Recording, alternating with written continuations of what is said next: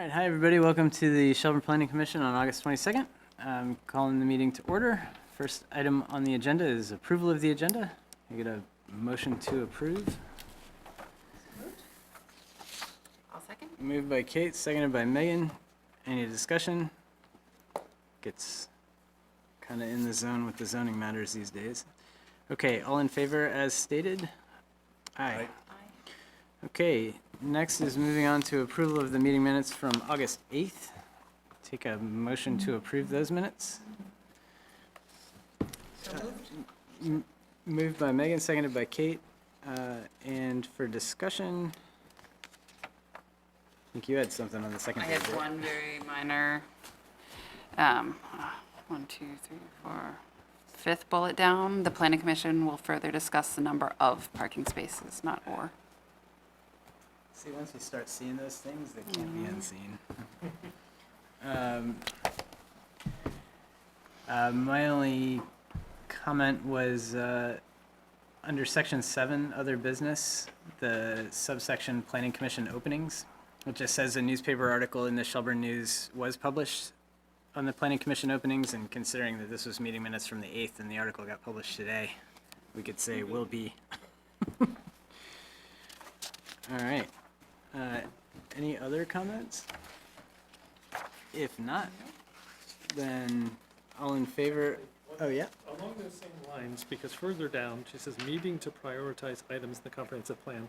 This was the meeting of the 8th. Wasn't that meeting not until the 9th?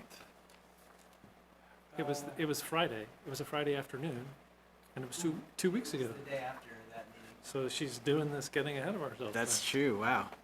Well, we have an open seat if, yeah, I mean, maybe she could join us.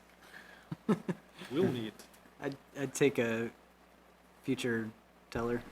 Time travel So we'd say we'll meet, to discuss. yeah, okay. All right. And, okay, so with those changes, all in favor of the minutes as stated? Aye. All right. Minutes approved. Do we have any disclosures this evening? Seeing none. Open to the public. It's still daylight out. Okay, so moving on to zoning matters. I think we made it to the section that we started with Don, which was, did we get through all of 2205? Yeah. Here. 2205.3B on page 45.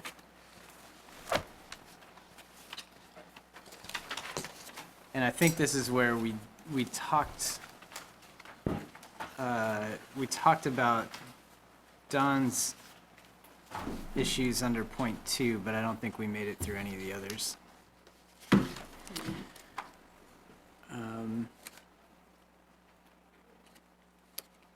was discussion. I mean, the big takeaway for me, thinking about the discussion, was the seeming consensus to take these standards and try to bring them into the traditional zone.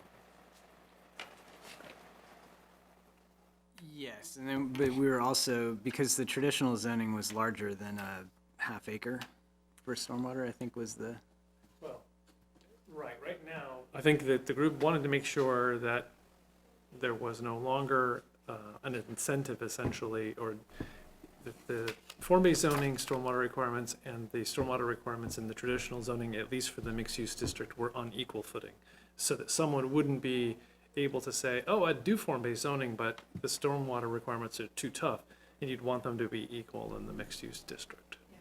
yeah. I agree. And that's what led to the two documents that were also included in the packet, where there's one way of possibly doing it. But in just to reorient myself, so in the form-based zoning, we were talking about a half acre, or needing to implement stormwater development for half acre or more, or if Yeah. the impervious surface is less than 3,000 square feet. Yeah, the current standards are half an acre, less than 3,000 square foot change is exempt, and if it's less than 50% of the site, then only those new or affected areas apply, if it's greater than 50%, all of the areas apply. So the way I left is that Dawn was hoping to have the threshold change from a half acre to a quarter acre, but there wasn't any real resolution to do that, and so that the numbers would basically stay the same in the form base. Yeah, there wasn't a resolution because I mean, it's a fair point that we want people to adopt these and. Right, because the benefits of getting people to use the form-based code in the aggregate produce more locational efficiencies, which then in turn reduce overall stormwater, if you look at it overall. So what we don't want to do is make it, incentivize somebody to use the crappy old zoning, and then just proceed with that. So we wanted to make it the same, and so it was bringing the underlying zoning up to par with the form-based code, and for now, as a starting point, with the idea that we could look into doing something more rigorous later on. But I personally don't think that just taking a site-by-site approach is really the best way to do that, because you have to look at the overall footprint of the development, the pattern, the overall pattern. I agree with that as well, and I think my point, it was in the minutes too, that I don't know how it would be quantified, but I am a little bit curious if there's a ballpark percentage cost add to a project for the stormwater management. It's a thought, but I'm curious because and I'm certainly not an expert in this area, but I would be curious if the cost is not that significant, then when we do get into the discussions of making it tighter, I would be in favor of that, because not having stormwater management is just adding to a growing problem that is going to have to be taxpayer funded anyway. Right. Well, I think there's some different approaches that we could take. I think a transect-based approach would be really helpful, rather than a lot-by-lot approach. So that, and also we talked about maybe eventually getting some kind of a utility so that the stormwater solutions ecosystem function could be provided on a lot that is not in the green corridor, for example. So that we're not sacrificing urbanism for, stormwater management. I mean, it's the old problem, right, of, we tend to privilege cars and now stormwater over, urbanism and pedestrian, walkable, compact development. So we want to make sure we're doing that correctly, I think. I do think it's worth looking into. I think the first step of making all the regulations more equal, because the argument that if you tighten up this, you're going to have a disincentive and you're going to go to the older, less stringent ones. But I think maybe once we get things up to par, looking more closely at, does it help to reduce it and what are the best ways to do that? Because I think the more we can tighten it, like Jason said, the better long-term for all of us. And I am certainly not an expert on stormwater management, so I couldn't say which is the best approach to it. But I do think keeping in mind getting it tighter and tighter is a good thing. It is, but we also have to keep in mind economic demand for redeveloping these sites, which is, something that is also evolving. So you don't want to make things so tight that somebody says, you know what, I'm just going to go to South Burlington. Yeah, but I think, and that's where I'm just curious from a cost perspective, because we're talking about, I mean, there's a half acre or more being disturbed is what that trigger is. So then if somebody wants to redevelop a current site and they want to add just under a half acre of impervious surface, then I just want to understand the bigger picture. I mean, we're not saying, because if more than 50% is being reconstructed, then you'd have to do all of it. But if it's under 50%, and then somebody could still do a half acre, and I'm just wondering, hypothetically, if you had every lot with a half acre and you're not doing anything to manage stormwater, I feel like we should highly suggest it, even if it's not a mandate to incorporate these methodologies, which this section does recommend. If something's not required, effect is it won't be used because it's a requirement beyond the state permitting requirements, and they're happy to meet and design everything once. I mean, this comes up with the Natural Resources Committee where they suggest additional stormwater beyond the minimum, and the developers look at them and say, we're doing what the state permit requires. Before, But really, just to say, I understand that and I get that, and there are default answers to a lot of things, but I want to understand what is the incremental cost? Because if it's a minimal thing, then okay, if you want to take your project to South Burlington, then I guess go for it.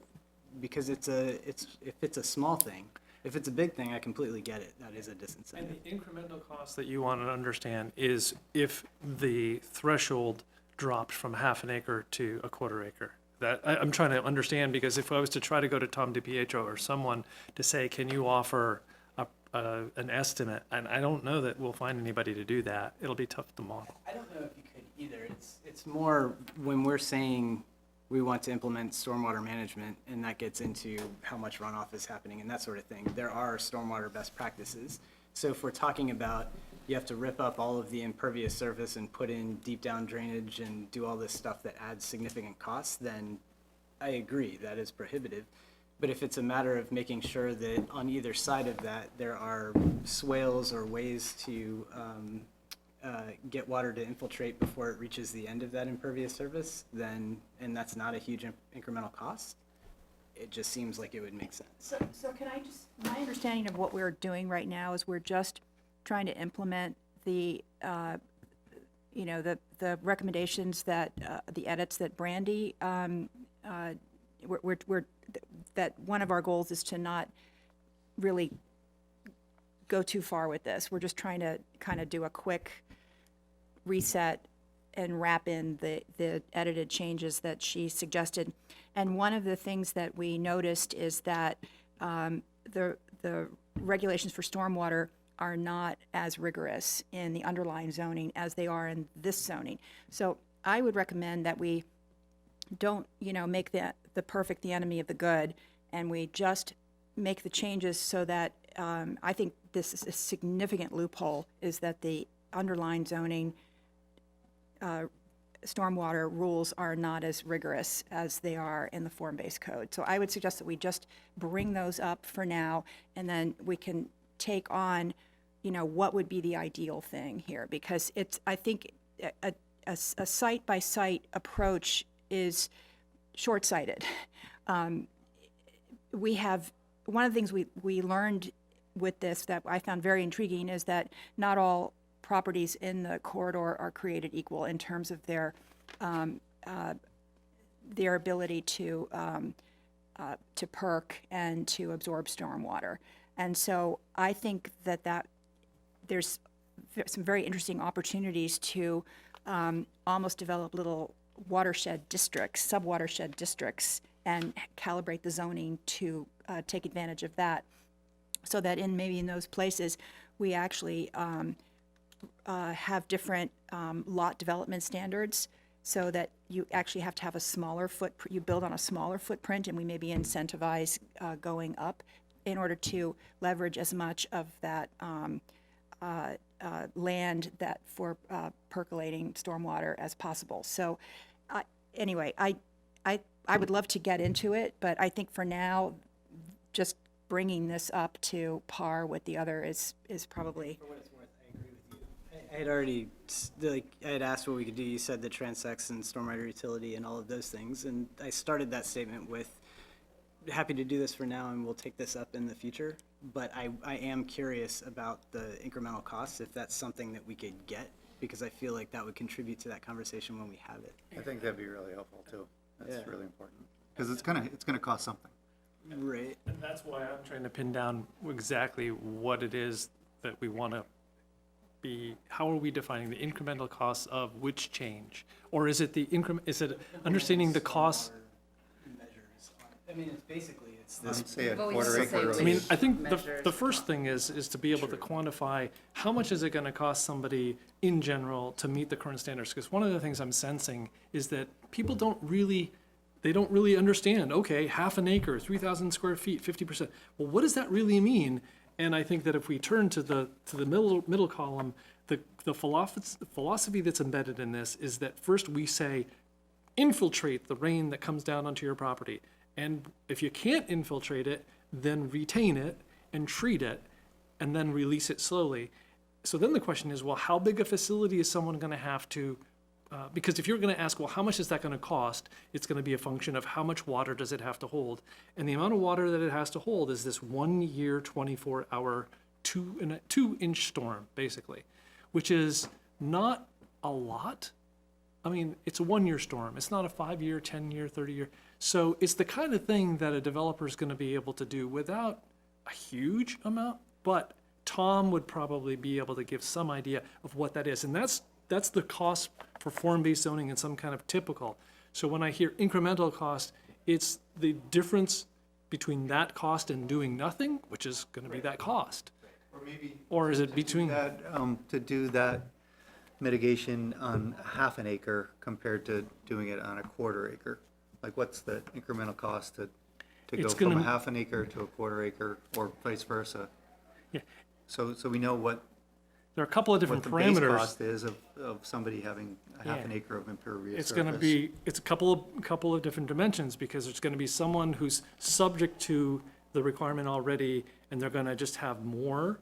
And then there's going to be somebody who isn't governed, but who will begin to be governed. So you're going to want to know okay, how many additional, that's why I showed that map, to give some kind of ballpark idea of, this is roughly how many order of magnitude of lots that could be subject to this. So if you want to know how many individual property owners, let's say it's 20, and let's say they're going to incur this typical cost of, let's say it's $20,000. So you know you're dealing with $400,000. So that's going to give you some idea. It's going to be tougher to get an idea of what's the cost difference going to be for somebody when the threshold drops, because And this is all good, and I really didn't intend to derail, because I know this would be a future conversation, and we'll just incorporate it into that. It seems a bit more straightforward in my mind, but I feel like I'm complicating things. So I'll just wait until that discussion. All right, so we talked through, let's see, 2205 3B. We did 1, 2, did we, I don't know if we got into 3 or not.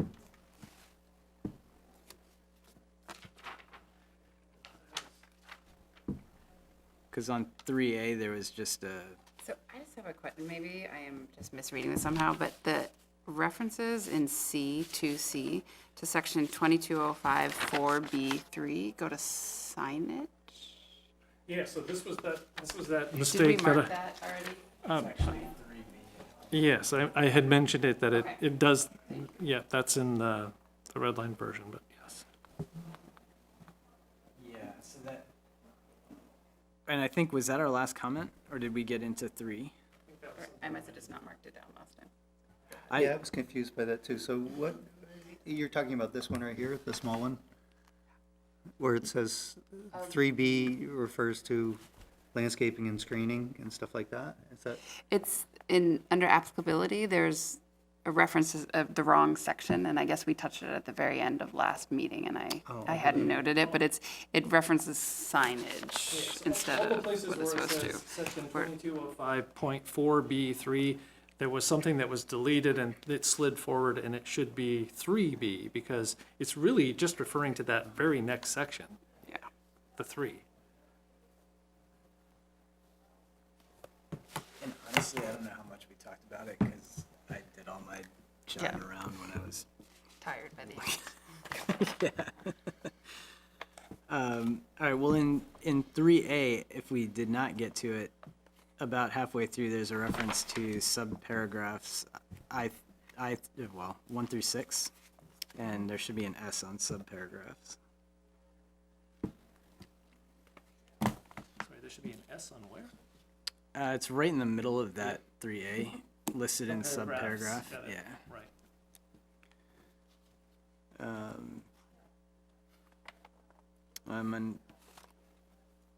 I think we're at the point, just call them out if we're on the page. In the bottom right of that page in 2205 3D, this was just more how it struck me when I read, but it says all buildings in the in this should strive to achieve a zero net energy goal of 100%. And I know that I've seen that phrase in other documents. Is that normal? Which, So that's just the phrase zero net energy goal of 100%? I guess it's kind of redundant. I guess zero net energy is Yeah. zero net energy, 100% by definition. It was mostly just Yeah. I flagged it. But then I saw it somewhere else, so if that's normal, that's great. Do you want to, I- put 100% in parentheses, just achieve a net zero energy goal, parentheses 100% through best practices, or just leave it out entirely? I've never seen the 100%, but that doesn't mean it doesn't belong there. I hadn't, That was kind of where I was Yeah. coming from. Yeah. Kind of helps clarify things that we really mean, like, really do yes. it. But I agree, 100%. Just put for extra. reals in parentheses. I would have said it to achieve a goal of zero net energy Yeah, me too. Yes. if I were writing it that from yeah. scratch. So let's do that. And so just to be clear, going back to what you were saying on the last section, Dean, all these strive to achieve, highly encouraged. It doesn't do much. But with this, a lot of things change sets- to must from should, which is good. But not all of it. So do I Is that understand? something we could change to must? Or, Well, with Should- regard to energy, I mean, it's written in a soft way partly because you can't use zoning to regulate systems that are reviewed by the Public Utility Commission. If it's a net metered system, zoning doesn't apply. Also, it's a pretty, if you must achieve zero net energy in every building is a pretty high bar, which I would love to have everybody meet. Then they definitely get us up. But it'd be nice to have a stronger way to push towards. Agreed. So is, a 75% of zero net energy? And that could be a must? Striving to achieve is fine. And I think, Dean, it was to change that to achieve a goal of zero net energy. through Is best that- practices and blah. Yeah.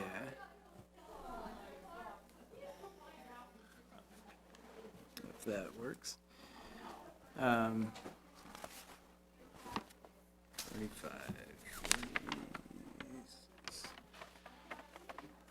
So are we good for the next page? Neil can probably tell us on the zero net. Yeah.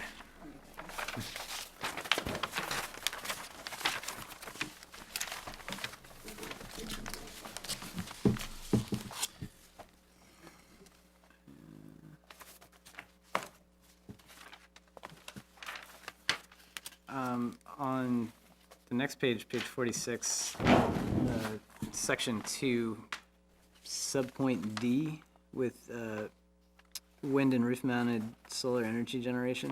That was another one of those. I mean, it's either, I don't know if it's wind, comma, or whatever it is, but it's, to me, that just didn't read right.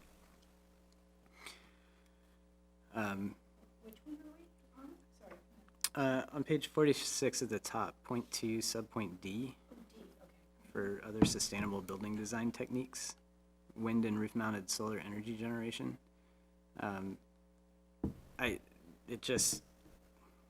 Those are separate things. Like wind would be, the way that all of these things are different points, it would either be wind as a point or roof-mounted solar energy generation, but I don't know where the wind would be mounted.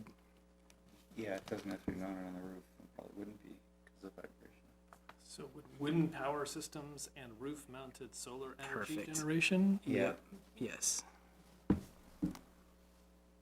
Out of curiosity, how was this list developed?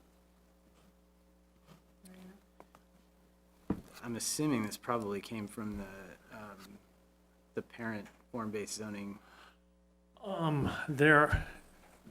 Yeah, exactly where it came from. There are different modules of the basic code, and this probably came from an energy module that was done after. Okay, I was just curious. But it's national in scope, so some of the stuff that here doesn't really fly in Vermont, or, like I said, because of the preemption? Some of these things are sort of following lead recommendations. One that I see that kind of jumps out at me here is G, non-renewable heat and cooling. Should that be renewable energy for heat and cooling? Because that's telling us to use oil. Right. What's, yeah, How did Dick Cheney get in here?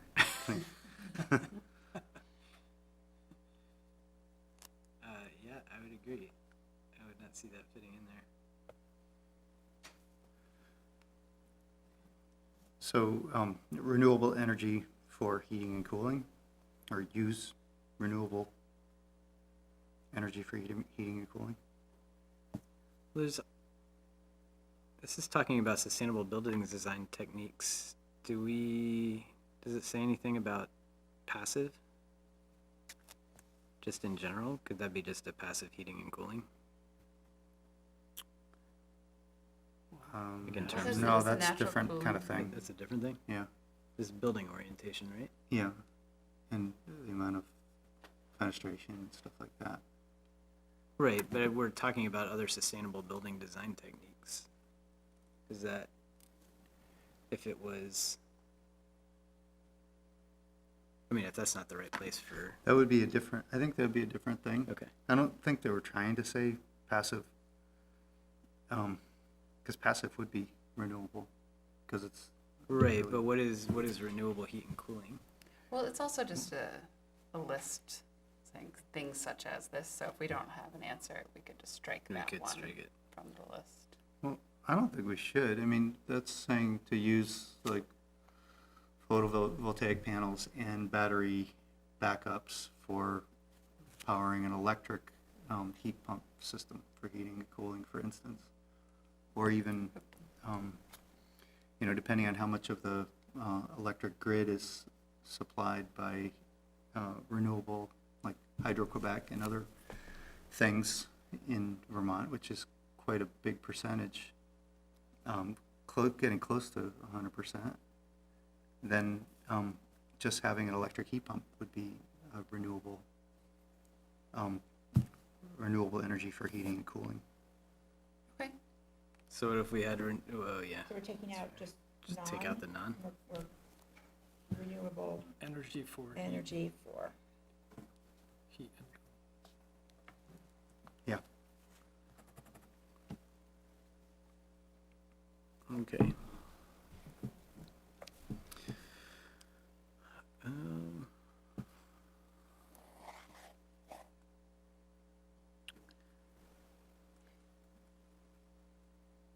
Anything else on this page? So I had a small, they're missing commas in 2205.4D1.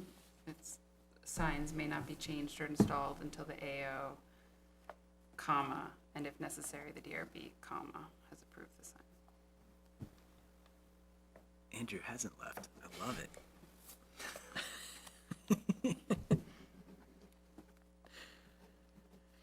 Can I jump back Mm-hmm. to the other sustainable building design techniques? Mm-hmm. Letter M, dual flush and waterless toilets. I've never seen a waterless toilet, but I've seen waterless urinals, unless they're an outhouse. So it should be dual flush toilets and waterless urinals, rather than dual flush and waterless toilets. I mean, technically, there are those composting toilets that don't use water, Yeah. That's true. but I don't know if that's, Shelburne Farms has one. yeah. So toilets or urinals? No? Yes? Dual flush toilets and waterless Dual flush toilets and urinals? waterless urinals. Either way, I mean, waterless toilets technically exist.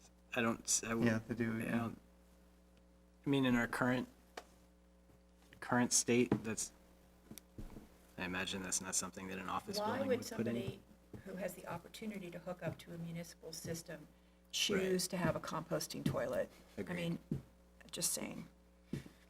Not Well, disagreeing. Vermont Law School did it Yeah. in one of their buildings. I It's know, like but- 4 But they stories don't- high. I know, with- but it's, I mean, the alternative was septic there, Was it? yeah, Yeah. Oh, okay. yeah. Well, these are also just other sustainable building design techniques. Yeah. It's not saying that anybody has to do anything. Well, if we, I mean, people know what it means if we leave it as it is, I guess. I mean, if they want to have a composting toilet, I mean, there's would be nothing They could certainly preventing go them the from extra having mile. it. It just would seem, Yeah, if you Not want to say good for dual flush resale. toilets and waterless urinals, I'm okay with I don't that. have a strong. I don't. Yeah. So going once, Yeah. You want to change it to that? Yeah. dual Alright. flush toilets and waterless urinals. There we go. All right. Okay. So, all right.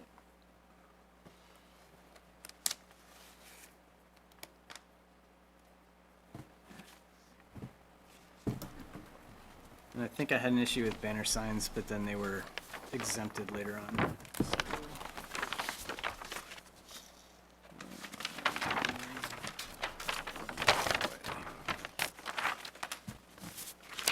So we're on page, the next page? 47. I had another really small thing. It's in number 2 at the top of that page. The first "or" should be a comma. Imitate, obstruct, or cause confusion, Indeed. I think. Good Oars catch. in that There's a lot of words. Yeah, there are a ton, aren't there? Actually, there's, probably another could come out in the next section, right? Or cause confusion with official traffic signs, signals, or markings. So the first "or" there could be a comma as well. Now, are we No. using an Oxford comma? And now I was going to say, technically, Has this group voted on that yet? That's- with it. There would be one. I like it too.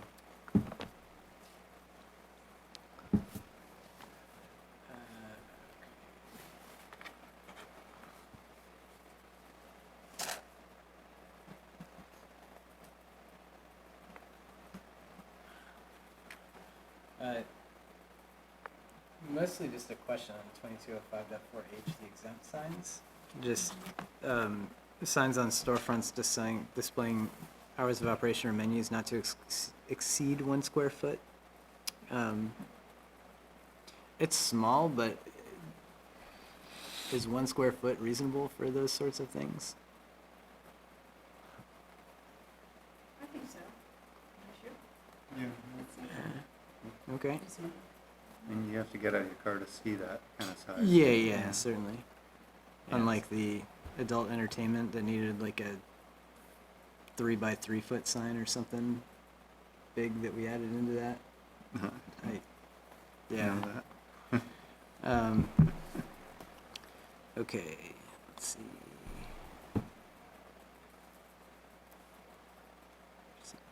Please.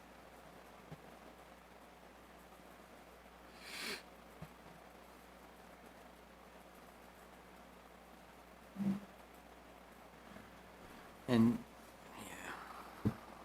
All right. I'll, So before, the 4, the banner signs, I think this may be another public entity with jurisdiction of the street, I think over the street. If you have jurisdiction over the street, then it can be properly permitted. So change "of" to "over," unless some people say it that way. The town will Where are have you? jurisdiction over its street. I agree with that. I don't know It's right where here. you're. Oh, gotcha. There we go. Seems reasonable to me. It sure does.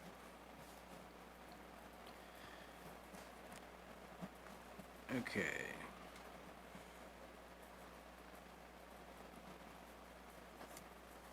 And the fact that there are occasionally freestanding banners, those would not be, I'm assuming that's in our current regs as well, I think.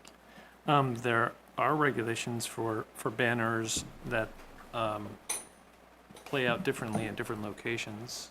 So this is going to control the cases of the form-based zoning properties. Okay. All right.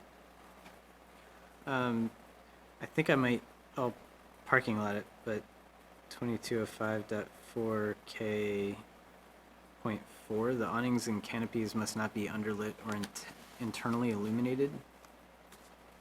It just kind of seemed excessive, but it can be a future Where is that? conversation. This guy. Just thinking Oh. if, like, in That outdoor makes seating in sense. a restaurant, and you can have the string lights under the canopies, umbrellas, or if you had them under awnings. I don't know. It's not something we have to Oh, get yeah. into now. I just What wanted this to. is seemingly trying to keep you from doing is like lighting the awning as a sign. Right, but it's underlit or internally, so it wouldn't be necessarily shining out. Is not how I Well, yeah, interpreted would. it. It was a. That's, well, you've seen them, but I mean, they're really cheesy and cheap. They're big awnings, like usually like a curve or something like that that's stretched taut.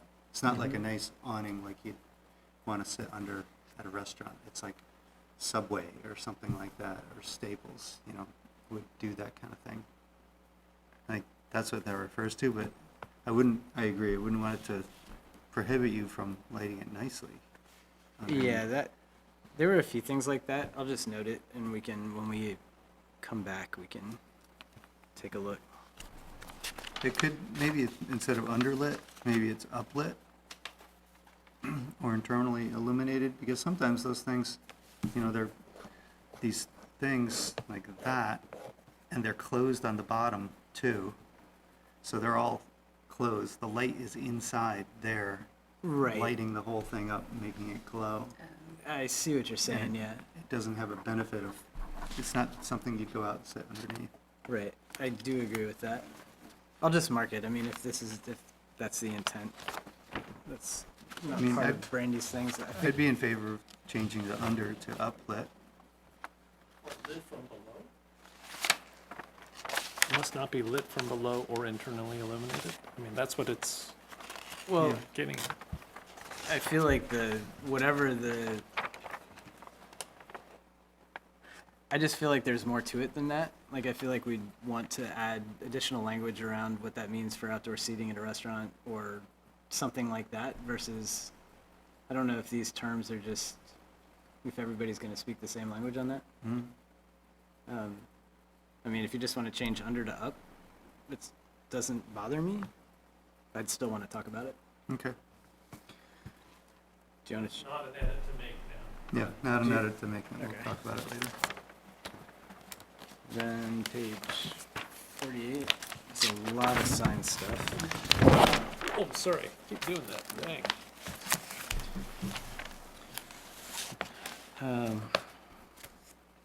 And just for background, the lighting section was not from the model code, so to speak. Okay.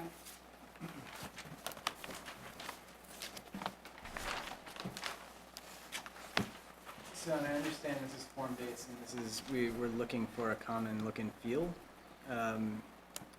But thinking about the wall standards where it has to be, any sign has to be below the second story windows, 2.5 foot max and all that, and I know it's in South Burlington, but buildings like GE Healthcare, that's at the top of the building. So a lot of buildings would have the business name like on the top corner. I understand what this is getting at.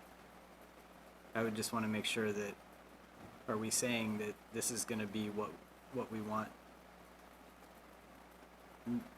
No longer can put signs above the second story windows. I could see the reasoning for not doing an IDX or GE Healthcare Oh, I kind can of too, thing. yeah. Especially if we're trying to make it pedestrian friendly, you wouldn't look up and see that. So if that's the main sign, the only one you can have, then I guess I'd be in favor of keeping it like it is, where it's down lower and you would see it from a car as well. We're trying to, You wouldn't see it from, 1,000 feet away or something, right? yeah. And also until we get rid of the other zoning, there's no prohibition against somebody zoning, doing something in that, according to that zoning, which, has different standards. If gonna pick standard zoning over form-based because of sign placement, then there's probably a conversation that could be had Right. to. And again, I'm not suggesting that we make a change. I just wanted to call that out because that's effectively what we're saying, is that, because I don't know that even in the waiver section, if there was something that would enable that kind of change, but. I feel like this is maybe part of the larger discussion we're talking about Yeah. having afterwards, because Yep. there are a lot of pretty prescriptive design things in here, and I think changing just one would make me nervous. I'm not necessarily opposed to sort of looking at what it means as a whole, but I think just changing pieces then makes none of it consistent. Yeah, and note that the original intent was to try and foster a more pedestrian, human scale environment, and the signage is an attempt to be consistent with that goal.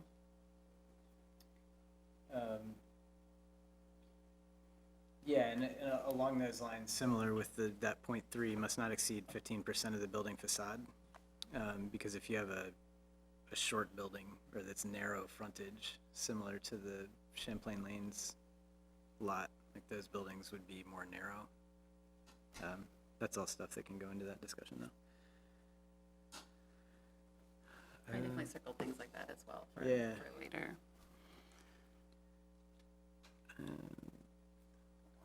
So you're wondering about it being too constraining? Well, I mean, 15%, I mean, if your business is ABC, cool. But if it's, Xylophones Incorporated or something, then you're not gonna fit that. Yeah, I was just gonna say that in the base regs, 10% is used a lot, but it's also used in connection with another number, which could be either the at least or the no more than. So if you're wondering about giving somebody a floor, you Yeah. could specify a number, and 15%, whichever's less, as the cap. Yeah, I think just based on where we are and what our objective is, we can Come back. highlight those things just as topics, but we'll come back and have a deeper discussion. I had a note on the next section. If you're ready to move on. The number 4 and the blade signs seemed like it was already covered in the intro paragraph to that section. I didn't know if there was a reason for having it twice. It didn't seem like those kind of things were repeated in the other ones. No, it's probably an oversight. Yeah, because it also. I don't think it does any harm, but it seems Height clearance? excessive. Yeah, we yeah. could get rid of 4.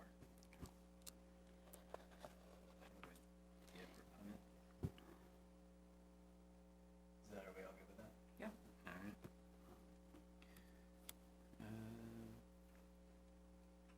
And, well, and the next one under standards, the first one, must be supported by 2 columns, uprights, or have a solid footing in or upon the ground. Never mind, now that I read that, that's totally cool. I thought it was ruling something out.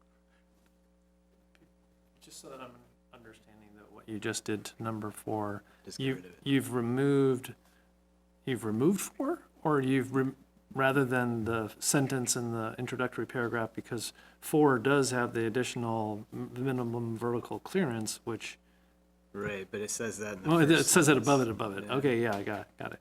If there's something that I missed that is in number 4 and not above, I don't think so. we shouldn't strike it. I thought all the components were there. Yeah, I understand.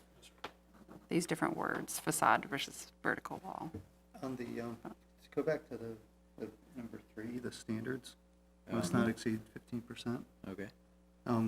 Just doing a quick calculation what that might mean for a building. If we're saying that it can't exceed 2.5 feet in height, say we have a just 30 by 30 facade of a building, to take a kind of a narrow-ish building for something that might be on Route 7 and 30 feet high. So that's 900 square feet, let's call it 1,000 square feet.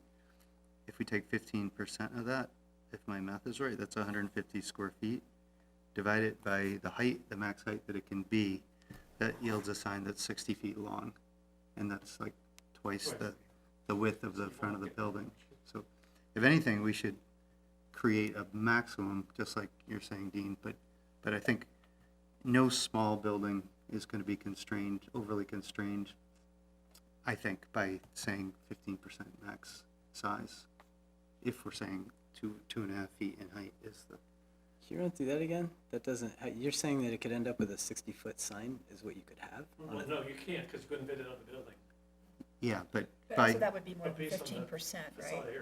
of the that's facade. 15%, yeah. So the 15% Oh, is so a you're, when you look at reference to the facade, you're taking the proportionality. entire square footage of the facade. I was That's- looking at the width. Oh, that's what it guess. says, the It just says the exterior walls. building facade. exposed to public view. That's the- Ah, well, looking at it yeah, that way, then that's fine. yeah, I guess, yeah, I mean, I'm the way that thinking you're seeing area it, of the, Bonus, yeah. yeah, I'm thinking area, and maybe It's it the- is But no, we, 15% in length. We should be No, clear, it more would- clear well- on that, I guess. I read it area. Yeah, I did too. Yeah, if it's area, I don't have any I problem read it as with It is- proportion. I did, yeah, that's how I read it. As, The proportion must not exceed 15% of the building facade. And it can't obviously be more than 2.5 feet, 2.5 feet in height, but just the overall aspect of it. That, to me, that's a reference to the proportion. I mean, and they provide But some it's a- visual, images of what is intended here. So, anyway, but, the way that the current regs deal with this, because it uses percentage of the facade, is that it's the area. So if it helps, if there's a possibility of misinterpreting that, the area of the sign must not exceed 50% of the building facade. of the building facade area. Well, a facade is the entire of the area. Well, I I mean, think Jason and Kate, I think we're both looking at as like the length, like if you have a 30-foot wide building, you can Yeah. only have a sign that's as long as 15% of that, which would be a really short sign. If you take no, that, I wasn't thinking about the length. Because the length of the sign must not exceed the width of the in-frame store front. So that seems, like a reference to, it's a proportion, the 15%. 15% of, a really big building, I can't think of one off the top of my head right now, Tractor Supply would be very different than 15% of, I don't know, Jamie Two Coats. yes, yeah, it's something like that, yeah. So it's, I think of it as proportional, it's, Yeah, I think we're saying the same thing. Yeah, so what are you because worried, of that- what are you worried about happening? Well, I think we were talking about whether 15% was overly constraining for a small building. And I was trying to point out that it didn't seem to be overly constraining for a small building. Yeah, And I think just by this, what Kate just pointed out on one, the length of the sign must not exceed the width of the in-frame storefront. That's not saying that we take the length of the facade as the, That's, yeah, thing to base We're this. talking about the whole area of the building facade. yeah. but it could be tweaked to say the area of the sign must not exceed 15% of the area of the building facade. I would like that. I mean, isn't it sort of like this? I mean, like in the one case and the other case, isn't that sort of what we're saying? 15%, like something, Yeah, except in the small building, you could go wall to wall, yeah, if you wanted to, as long as it was, less than 15% of the area. yeah, and the 2.5, yeah. Yeah. But it would be, a more petite sign on a more petite building, right? Yeah. Kind of thing, yeah, Yeah. okay. That's what I meant by proportional. So IDX could get a massive sign. It could, Right. yeah. But they'd have to, Right. But only that's why they changed their name to GE Healthcare. But we're to gonna get bear more down letters. on them with stormwater, so. Okay. Gonna be renamed GEH. Anything else on this page? All right. Let's flip.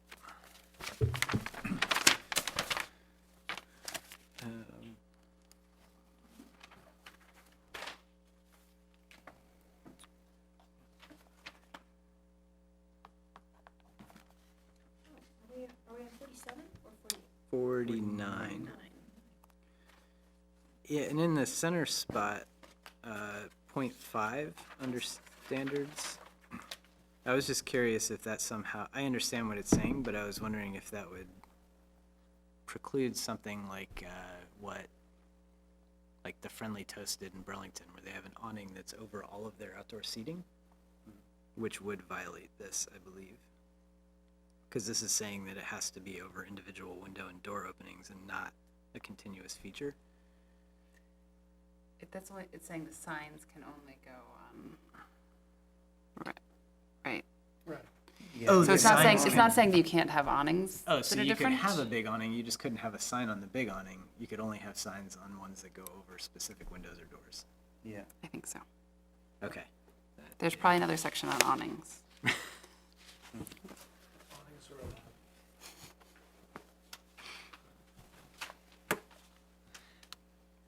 Okay.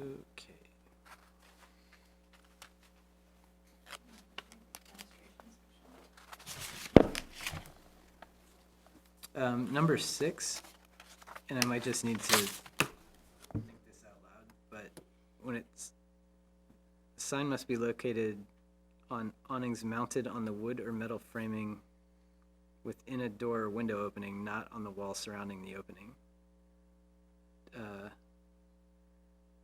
Is that saying the sign? Oh, that the awnings themselves need to be mounted on the wood or metal framing. They can't be mounted to the wall? Or if you make a sign on That an makes awning, sense. you can't just mount it to the wall, kind of like a sign. Okay, yeah. That makes sense. The way I read that, I was thinking, well, if it's, then it wouldn't be an awning if it's on the wall. Anyway, Yeah. that's fine. Oh, awning signs must be located on awnings, basically. You're right. Yeah, Yeah. Yeah. Like they that. can't be on the wall Functional surrounding the awnings. Well, opening. because, Yeah. yeah.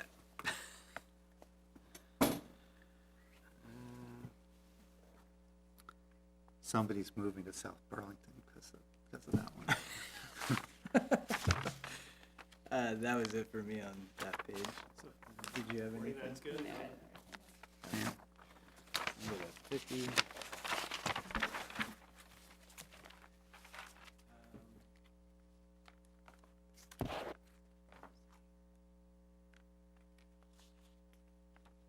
And basically, it's saying that any lettering within a sign can't be higher than 8 inches, is what number 2 says. Okay.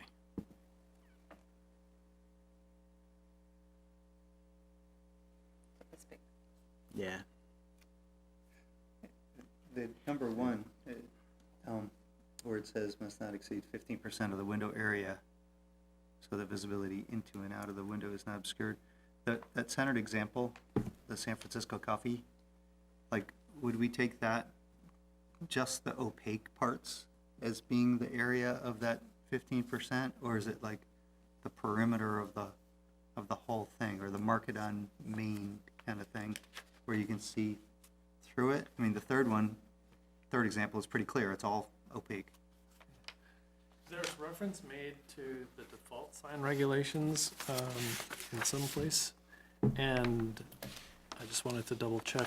But generally, you define the area by the smallest rectangle that you could create that would enclose the text.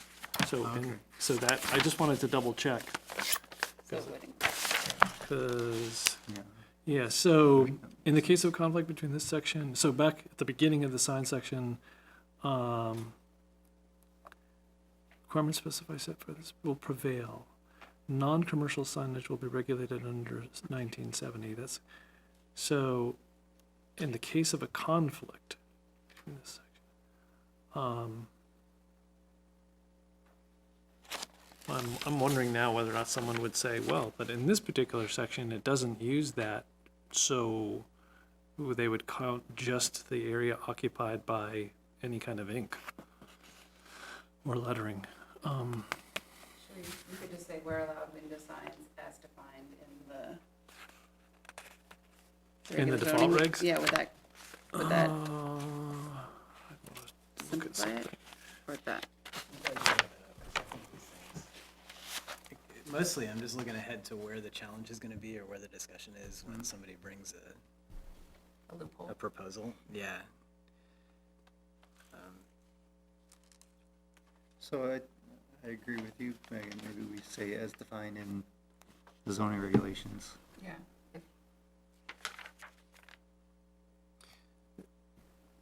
So we say windows, well, we wouldn't say we're allowed window signs as defined in the regs, would we?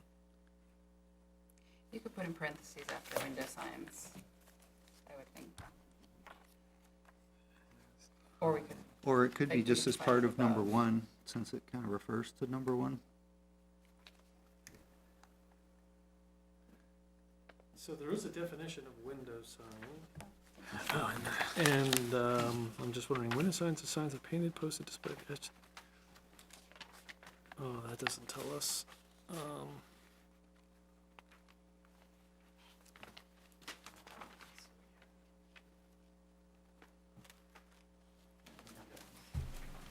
so maybe we want to update it in the definition.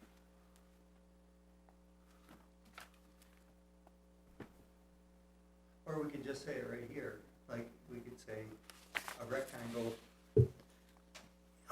in which that contains the text or the window sign must not exceed 15% of the window area. We could say that. A rectangular box around the text and images on the window sign must not exceed. Well, I don't know. That's a tough one too. I guess I would lean towards if we're going to change it, to change it in the definition section, and that way, if it's referenced anywhere else, it's clear that's what we mean. Yeah, I don't remember it coming up elsewhere, but that doesn't mean it didn't. right, because this doesn't just apply to window signs, does it? It applies to a wall sign that's got a logo or something that's big and kind of, Yeah. every sign isn't just a rectangular text. I don't have an example off the top of my head, but I can pull the kind of text that's used to describe those smallest rectangles and bring that back to you if you want to just have this as a placeholder. Yeah, we can also, I just made a note of window signs under that future discussion. And we're also not going to get to the definitions tonight. Oh, pessimist. If we get to, Realist. when right? we get to the definitions.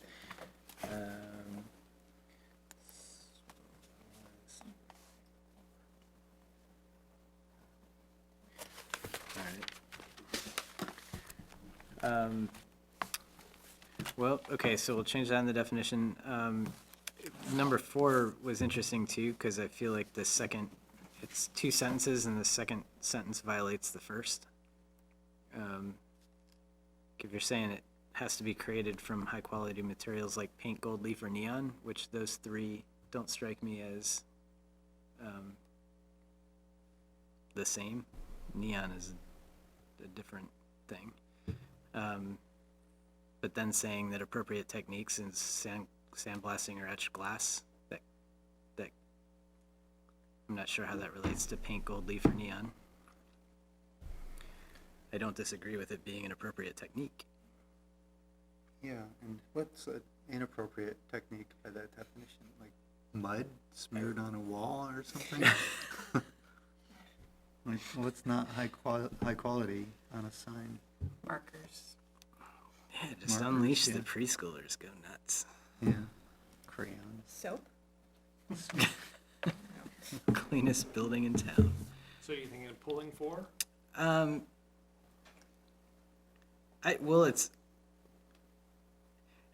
Unless there's a reason for this, for paint, gold leaf, or neon being called out specifically under high quality materials,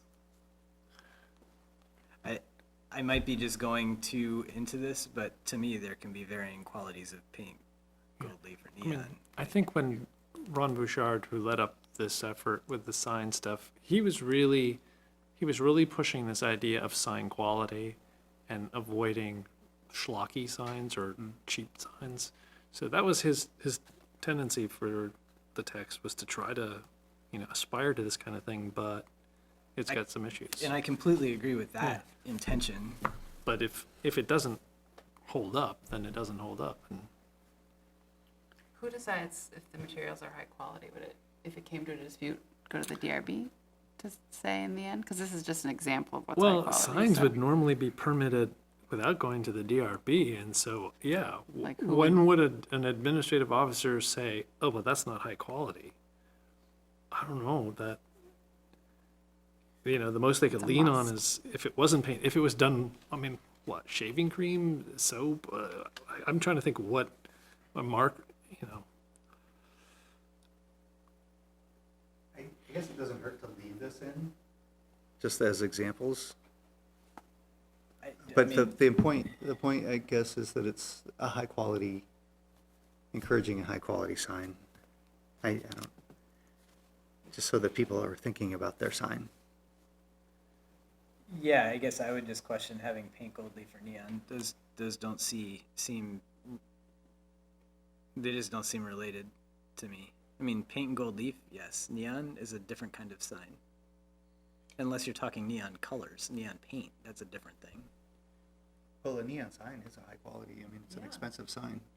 Expensive doesn't denote high quality if we're worried about light pollution and what it looks like. I mean, if we just say neon signs are cool for businesses in Shelburne and everybody did that, this would be a very different place.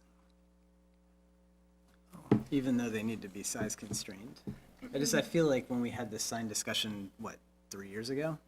In the regular regs, we went around a lot on. Yeah, internally lit signs, I think this, because these are window signs, it's dealing with those cases like where it's, it's the kind of sign that could be hung up behind a bar or hung on the wall next to the window that is, it gets away with being an internally lit sign just because it's inside.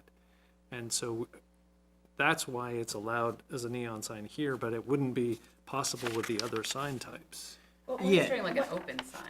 yeah, once again, it's only 15% of the window area, so it's going to be making a pretty minimal impact, I think, even if it were neon. And personally, I'm kind of a fan of neon.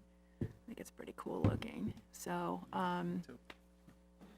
and again, it's just, only 15% of the window area. It's not impeding visibility. And I'm also just happy not to touch this and just we have a reference to it as a parking lot for a future discussion. Yeah, I'm not anti-neon and I historically really liked it. I had the impression from previous commission discussions that neon is not something that we're big fans of. Well, neon under the regular zoning, is a bit of potentially a minefield. Under the form-based zoning, I think the outcomes would be a little more refined and, what I think most people would think of as desirable. So, I think it's accommodating the inevitable, because if someone goes this route, there will be some business that will have an opportunity from a vendor to hang a neon sign, and this would mean that no one's going to go to them and say, that's violating the regs. I'm fine with leaving it for now. It's just surprising to me given some of the other conversations we'd had. Okay, anything else on this page? I did not. Wayfinding signs still reserved for a future.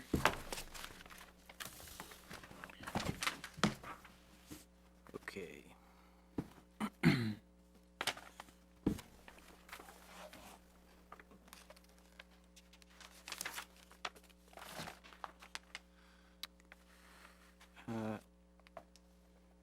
Looks like most of my notes are just telling me what the sections refer to, but in 2206.1I, in the second sentence, it says if the area in existing parking lot, and to add an of. One eye.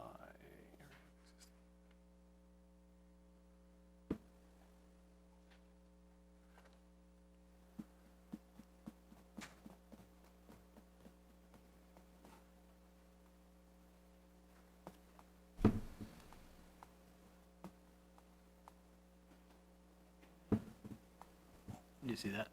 No, I'm just, Yeah, I'm in looking. the middle of that paragraph. Yeah, That's right, the area. oh, okay. And this is where, I mean, I would say something like designed for stormwater management, highly encouraged, but to your point, that's not necessarily going to be impactful. On that, generally, I don't think it's bad to say things are highly encouraged as long as we are aware of what it means. It can be something to build Right. towards. Doesn't mean, I mean, it would, yeah, so somebody couldn't say, well, there's nothing in there that says I have to do that. You're like, well, no, it doesn't say you have to, but it's encouraged if you can swing it. and that's a marker for something that we're working to strengthen. Right, or incentivize, Right. offer incentives. I mean, maybe a lot of these things are, we figure out some kind of an incentive package to get people to, you know, do what we want them to do. So that we're not encouraging people to go to South Burlington and do this stuff. We're just saying, if you do this here, you get to do these other things. Which There's is nobody so from much South cooler. Burlington Yeah, listening right. to this.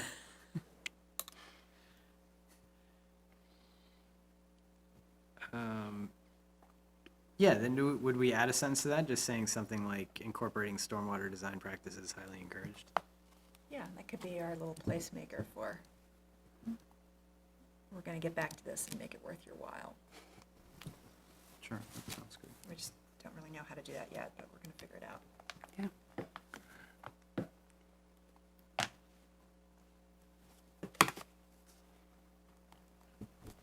Because all the things that I've read, when you're trying to take a place like the corridor, which is totally built for cars, and it's not a place that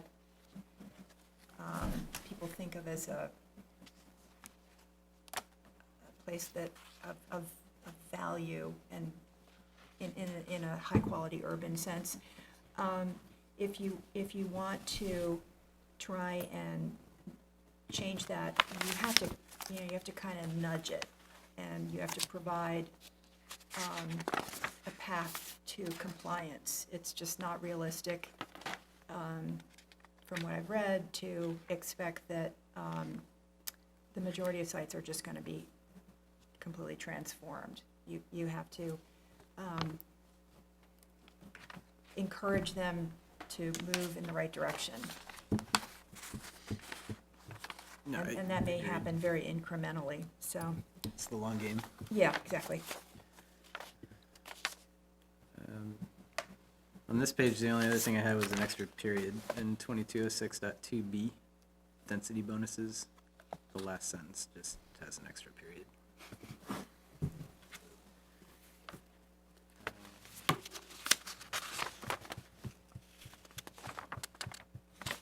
So if nothing else, page 52.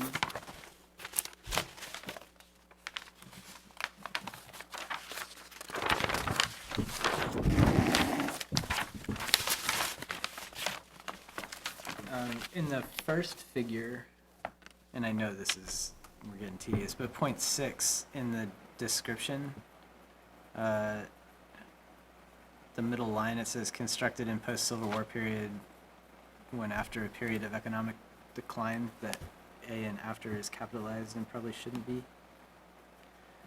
And then Shelburne experienced a growth spurt, which I think is a U. Yeah.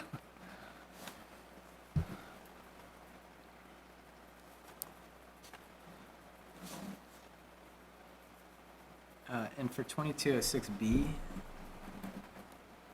I know we spent some time on this in years past. If I'm happy to just leave this as is, otherwise maybe in a future time I would just be interested in having a walkthrough of this to have it sink in a little bit better.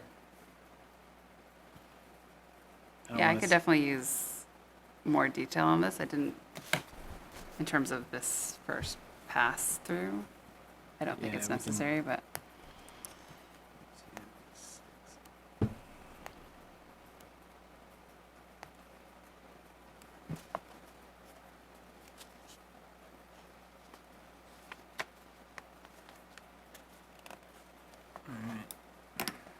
So I made a note of that. So go on to 53.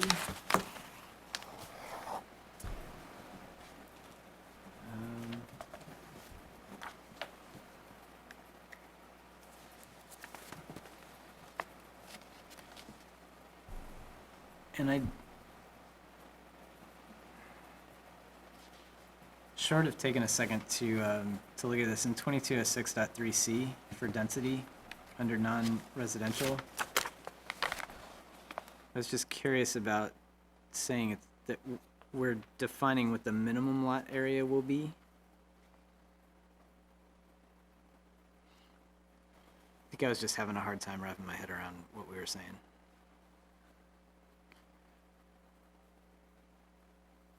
Well, that means that it can keep its same size. That becomes the minimum. Right, so it can get bigger, but it can't. So if something has been previously developed, you can make it bigger, but you can't make it smaller?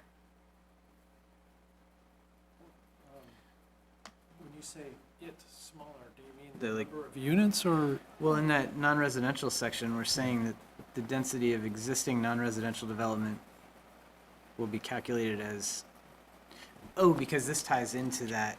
This is all, Does this tie into the table on the previous page? well, no, this is a pretty important section because it answers the question, if you have a site like the one that Matt Wheeler was talking about, how much land do you have to set aside for the building that's already there? So this is, in a non-residential context, this is basically saying that if you had a site like Jelly Mill Common or Shelburne Commons, the buildings that are up to 7,500 square feet in size have a lot requirement of 7,500 square feet. So you can just kind of pop out how much land needs to be set aside. Okay, my total development potential is reduced by 7,500 for each building. And then for the bigger buildings, it's going to be equal to the footprint. So it tells you how much is left over after. I must have just read that wrong. So basically, for any buildings that are up to 7,500 square feet, there needs to be a lot area outside of that building footprint that is 7,500 square feet. Well, no, because this is The land that this building sits on counts, The zero lot line. yeah. So the lot line can be the perimeter walls of the building, because it's Which existing. you can't have because of setbacks. this is Right. This is going to the density. It's not assuming that there will be any new lines drawn. It's saying how much development potential you can get from the rest of the land that's not being occupied by those buildings. So it's an incredibly favorable number. If you have a project, again, I think of the Shelburne Commons because it's got a lot of buildings, but it's got all of this area in the back. And so someone could crunch the numbers using this minimum land area requirement, and heck, 2/3 of the site could be considered developable. So there's a lot more development potential. I thought I got it, and then now I don't. Well, because we're talking about non-residential. Yeah. So, let's say it's call it a retail shop. If there's let's say no, that's dwelling. So just think of any site that's got one or more existing commercial buildings on it. There's some open land, and they don't want to have to go through the review process for the whole thing. They're going to keep the building. So let's, choose. I don't know. Like So- the furniture place, Ethan Allen, let's say they wanted to move towards Route 7. Would that be an example? I don't know how big that They lot didn't. is. They but- don't. Their store still has life in it, but they want to do further development.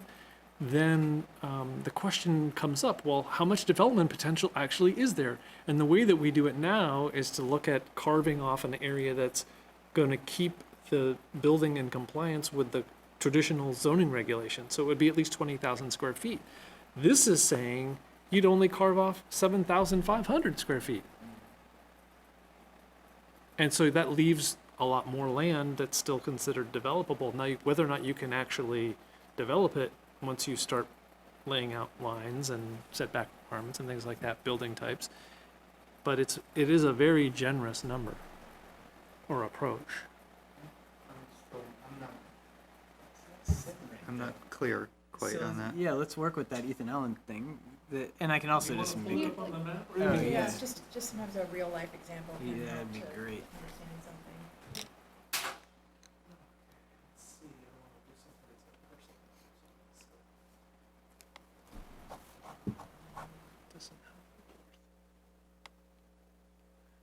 Yeah, so.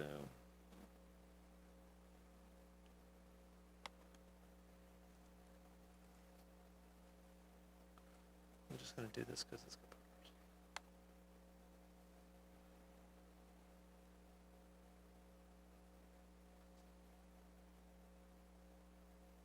I mean, would that be assuming subdividing it? Sounds like, Yeah. I mean, it seems to me that there's more action implied, which is completely fair. So this provision was, again, it was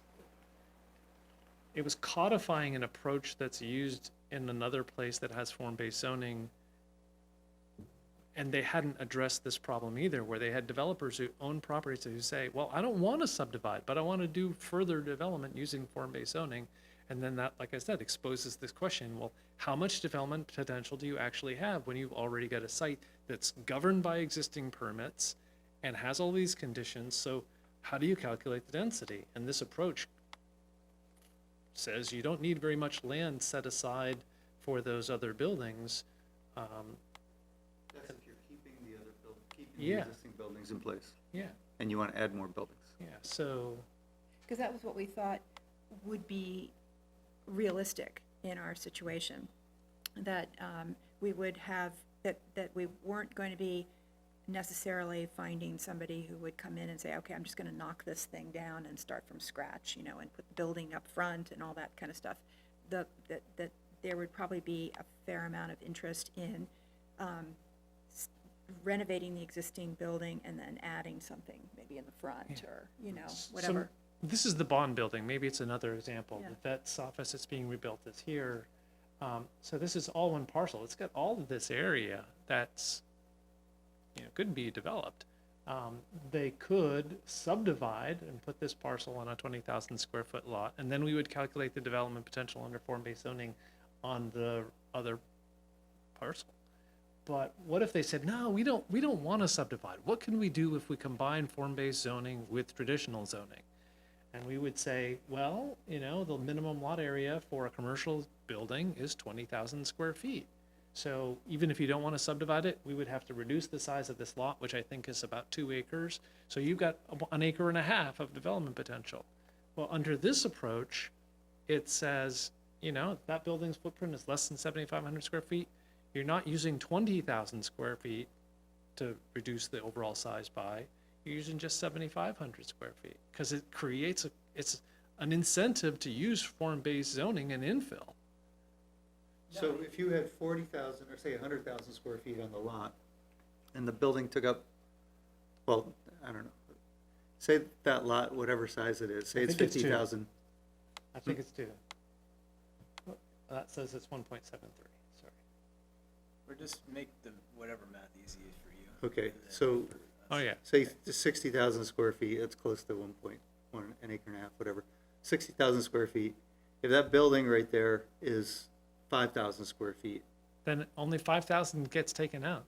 or it's less than 7,500, so 7,500 gets taken out. Oh, I'm sorry, right. So we're going from 60,000 square feet less 7,500 square feet. So we have 52,500. So the development potential 52,000. is not reduced very much by that building that's already there. And under traditional zoning, you take 20,000. It would be more like 20,000. I mean, it So would be you'd only have this. 40,000 left. You have a lot, it's much more spread out, there's a lot less density. I mean, yeah. Yeah. But do we want, I understand the desire not to have it spread out, but I don't know if we want the whole lot filled in either. Why not? But it would still be, it would still have the open space requirements, the 15%. 15%, right? in most cases. Yeah, but like, imagine if that were housing, you know, you'd have housing that's near to other housing, and you could walk to, you know, the bagel place and the, whatever, the tavern and the market and everything right there. I mean, that would be fantastic. Well, I guess this gets back to what I said a couple meetings ago in terms of what we want it to look like overall. Because on one site, that could be fantastic. On multiple sites, you're turning it into a very different feel on Route 7. Well, we're not doing that. It's important to note that we're not doing that everywhere on Route 7. We're doing that in nodes. Just in the nodes. Certain areas. We want to have, there needs to be a certain critical mass of compact, dense, urban building in order to foster walkability and have, you know, commercial establishments that will be plausibly patronized by people who are going to go there on foot and things like that. We do not envision something like Columbia Pike, which perhaps is what you're thinking of, this monolith. That's Yeah. never going to happen. There's no demand for that either.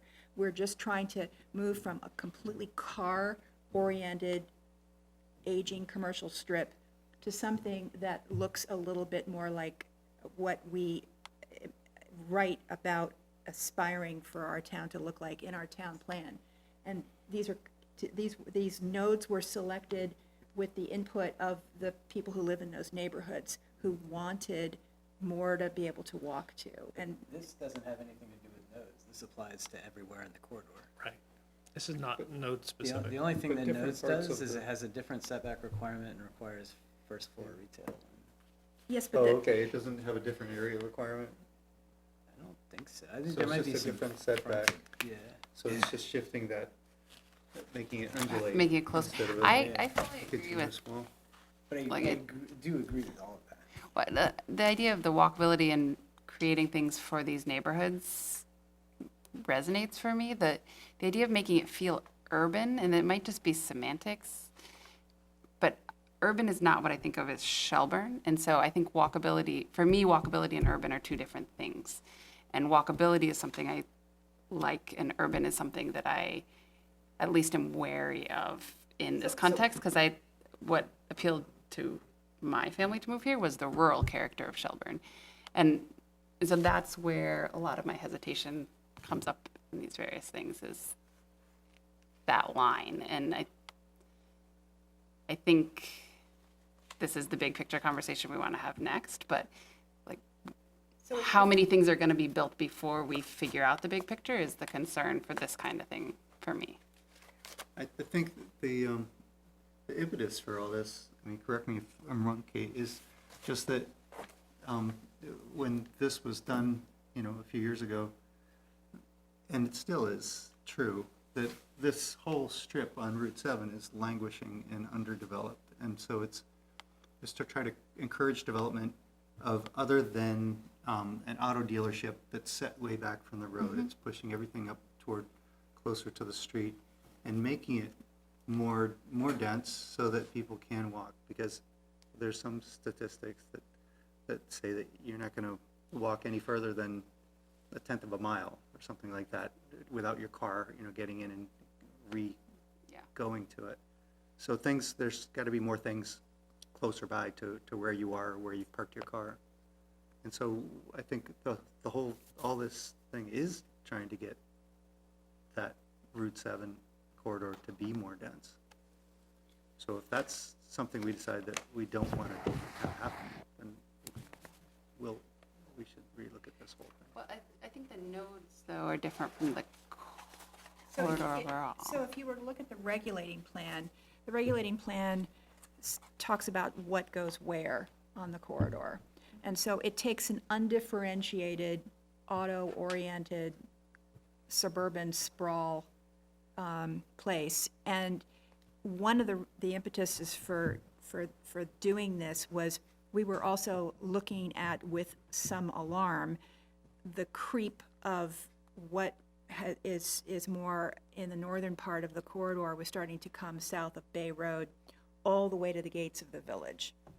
And so what we wanted to try and do was say, no, let's export some of the Shelburne identity that we love and we protect in the historic district and in the village, let's export that out rather than just, have this kind of moat approach and wait for all of this to come our way, which is what was happening. And so the end result of, under the existing zoning, would be what South Burlington looks like. And that's where we were headed. So we wanted to say, look, this is happening anyway. We can't control whether or not development happens, and people have a right to use their land. Let's take charge of it and shape it in a way that we feel as a community would be more desirable. And so we wanted to challenge it's a highway that goes through the town, but we wanted to challenge, well, why does it have to look like just a sprawl, auto-oriented corridor? So could it look different, And that's where the neighbors came in, the people who live around here, and said, yeah, we would really like to have Route 7 be something that we might want to actually walk towards instead of feeling like, we just want to have as big a buffer as possible from it. And so that's where that came from. And then the green corridor area, which is going to remain, that's a pretty massive area that is, I'm just looking at it here, is probably a third of the corridor, is going to remain pretty much as it is right now, because, and that was all based around water resource concerns. Well, I see that now because there's nothing that, to me, that indicated that this was anywhere outside of the corridor. And when you mentioned nodes, that was concerning. But in that 2206-A, it does say for properties not located in the green corridor. So this rule would apply basically in all character districts except for the green corridor. And that was the example I was about to use, was the Volvo dealership. I mean, that's a big building, and basically they could build another big building in that big green space and call it good.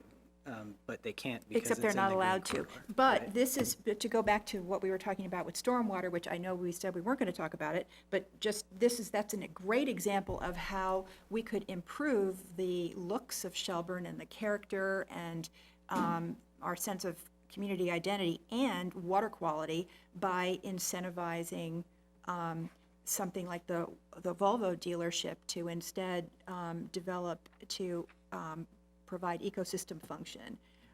So, and I think that would be more in keeping with, I think, what some of the aesthetics you were looking for when you chose this community, rather than just, a mode green, nothing space right now.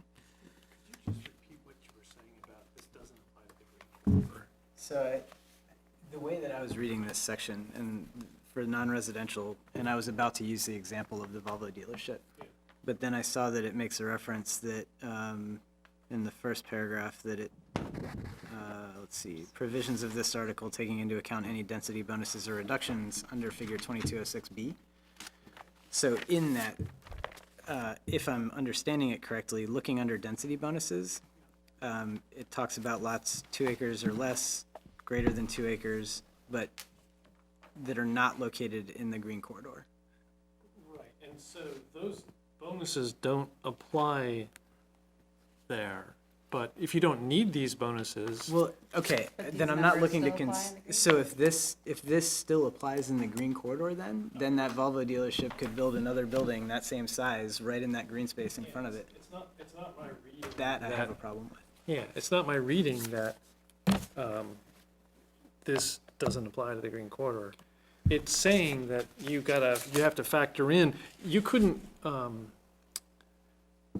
because the table 2206, which is really combining a couple of things in the existing regs, I think it's not affecting the redevelopment. If someone is doing redevelopment and they have a historic property, then this is saying they can get additional density, but they wouldn't be getting that additional density. So now I see that that's only applying to the density bonuses or reductions. So basically, unless there's something else that I'm not seeing, then these rules for non-residential prior development apply everywhere in the form-based zoning overlay That's district. my understanding of how she was trying to draft it. It wasn't saying everywhere except in the green corridor. Then I would like to restrict this a bit more, either to the nodes, which I get the purpose of that, or to the green corridor, but have some kind of restriction, because otherwise, all of those properties within that overlay district could be just down to only 15% open space. So one of the things I should just interject if I can. She was trying to keep it simple by saying basically that, hey, even if the site has old pre-form-based zoning buildings in it, let's treat them like they're form-based zoning buildings. That's what she was after. Now, when I've said earlier tonight that while the current system is we would use 20,000 square feet because that's the land area that's required, I'm kind of fooling you, because that's this improvised solution. That's not written anywhere. So instead of codifying existing buildings as though they were form-based zoning buildings, the choice could also be made to codify existing buildings using traditional zoning and then allowing someone to develop the rest. It's just that that wasn't what the choice was. I mean, it didn't end up anywhere in the middle. It could have ended up just making it clear to someone who wants to subdivide this person, you're gonna have 20,000 square feet for your existing building because that's being treated. You don't have to put a property line, but you can develop the rest under form-based zoning. It's just not written anywhere. And so there would be some benefit, because people have asked us or have expressed some discomfort because they would say, well, tell me where it says that, and we can't show them anywhere because it doesn't say it. It doesn't actually tell us what do you do in a case where someone has existing development, they don't want to tear it down. The only thing that we can say is subdivide. And if they don't want to subdivide, then we have this question hanging over our heads. And this section is very much encouraging people to use form-based zoning, but it's also a lot of density. Then are there other controls that would, say for the green corridor, prohibit, just as an example, the Volvo from putting in that dealership from putting another similarly sized building in that green space? Well, the area of the green corridor, the green corridor has that additional setback area. Yeah, That's the one place. So that's how that is limited, because we basically kept the density that they have now, because you can't take that would be considered a taking, right? So all setbacks still apply? Well, we kept a much deeper setback there. So where the goal was to retain the zoning density that's in the underlying zoning, because that's what they legally have now. So we didn't want to give them more there. We gave the opportunity for more density where we wanted to have it, but not like carte blanche throughout the whole, if that makes sense? Yeah. So, so we call the districts character districts, and maybe a better, we could think about changing the terminology and referring to them more as place types. That might be more meaningful in terms of what is intended as an outcome. Character districts were used because we were going from a place that is the definition of a place with no character, and we were trying to add character to it. But, maybe that's not. No, I think it's a good name. yeah, Yeah, I'm that's a happy good with that. answer. I don't, Okay. it was more the idea of and it's because there are a lot of factors that come into any one example, and I was reading this as it applies everywhere. In the example that we were using, the idea is to promote infill, and it's very generous, and all of that is great, but I would have concerns if we're talking about things like the green corridor. Well, so. As long as the setbacks are still, So right now, I don't know under the underlying zoning if the Volvo dealership wanted to, add another building under the current zoning. I don't know how that would emerge. But I do know that under the form-based zoning, if they wanted to do that, they would be encouraged to, the regulations would incentivize them to cluster the buildings so that they wouldn't be spreading out all over that big piece of property. If an addition would be, efficiently located proximate to the existing building. So, which I think would help foster some of the look we're going for, A, and B, preserve as much of the site as possible for some other use, whether you call that open space or ecosystem function, for provided for stormwater management potential or something like that. And Kate, what you just said, is that in here, or are you suggesting adding it in? No, that is in here. Okay. If you look at, under, oh shoot, I just had it, it's so hard to, page 4. If you look under, that has the character districts, and it'll say the Green Corridor Character District, and it talks about, this is an impaired waterway intended to preserve the existing pattern of large setbacks for buildings along this portion of Shelburne Road, while also providing multimodal access. Any kind of building is intended to be clustered into less environmentally sensitive areas of the district, the open space, and that would probably, for all practical purposes, mean right next to where the existing development is. That would be the simplest thing to develop, simplest way to develop.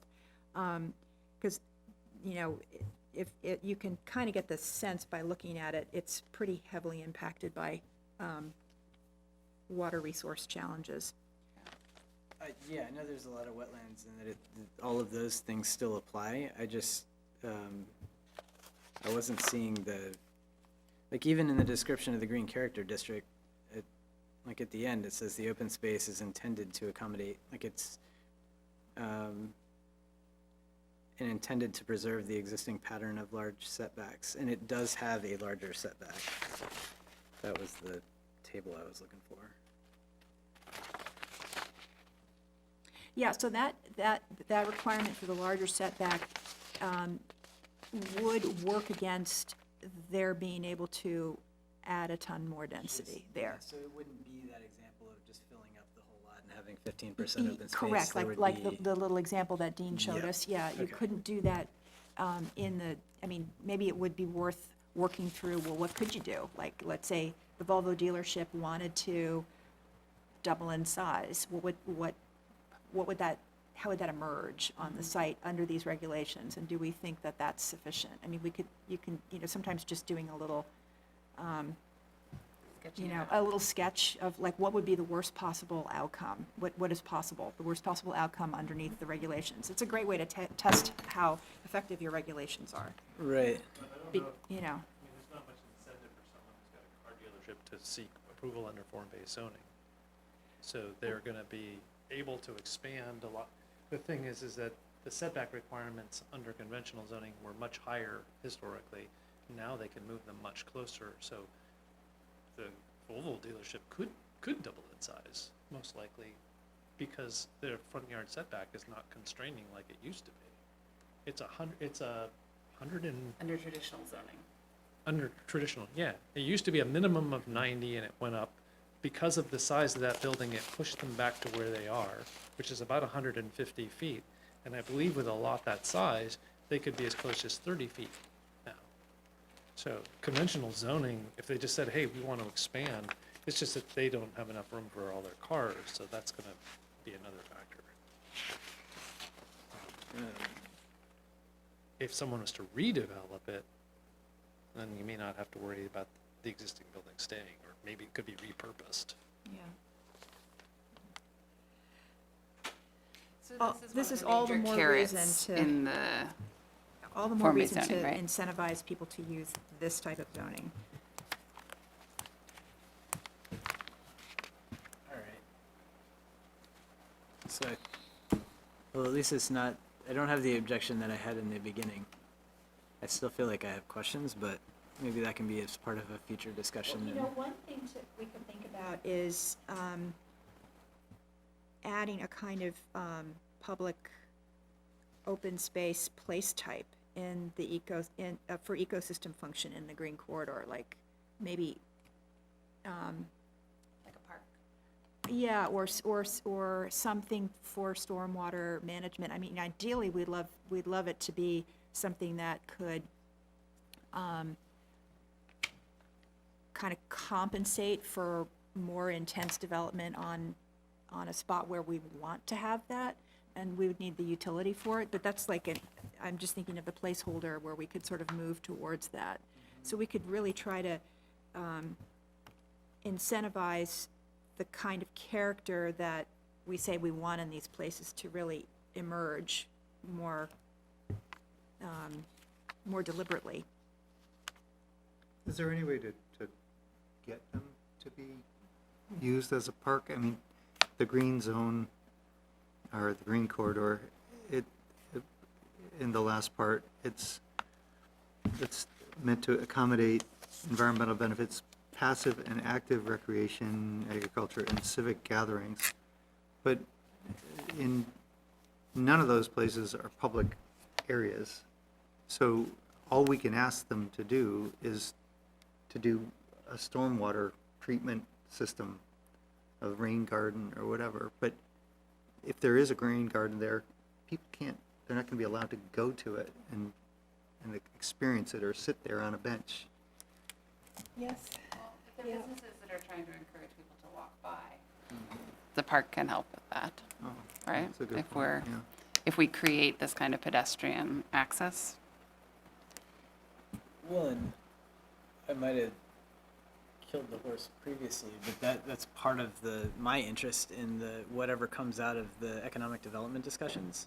Because to me, that is actually going and getting an understanding from property owners and developers, like where is their appetite, where is their potential, and then let's work backwards from there.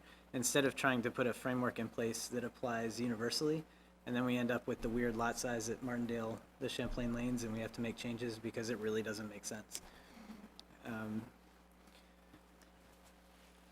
I'd like to re-explore this a little deeper at some future point. Sorry, I interrupted. No, I mean, this is a little off track, but just sort of to put it out there, I think some of my concern with the density is maybe it's less with the character kind of stuff. But maybe the problem is more having two different sets of zoning, so we have to create a carrot that's impacting the character we're trying to create. So if that character is really what we're going, if we have a vision, maybe we just need to do it and not have to create incentives that potentially counter it in some places.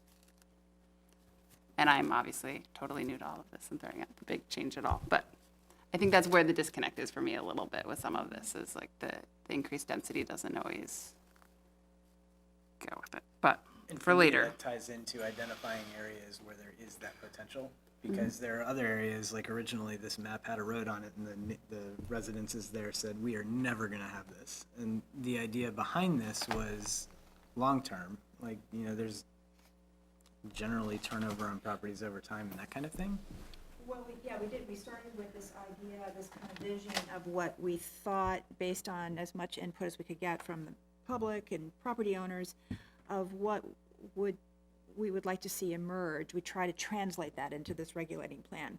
And, the first time you do anything, it's like always the crappiest version of whatever you do, right? And so now we're discovering that, well, maybe there's not so much demand for some of the things we thought there was demand for, and there's actually turning out to be demand for other things. And so we have to, the goal is to just keep tweaking it and try to leverage the places that seem to be where demand is naturally emerging rather robustly, so the two spots in town where that is happening, one, to the south of the village in the, Shelburne Green Winery area, where they keep getting into zoning trouble because they're just so incredibly successful, and we can't keep up with their success.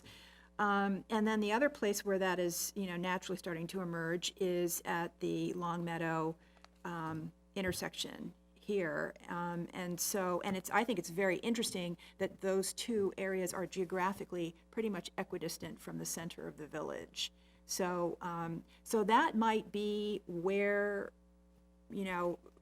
realistically, the most sort of, urbanizing potential is, and then, you know, maybe we rethink maybe this just becomes more of a, we had always thought that because this was closer to South Burlington, that it should have a more South Burlington feel. Maybe that's not, you know, what the market supports. Maybe something that is more neighborhood-oriented up here is what will end up making the most sense. So, you know, it's just fine-tuning.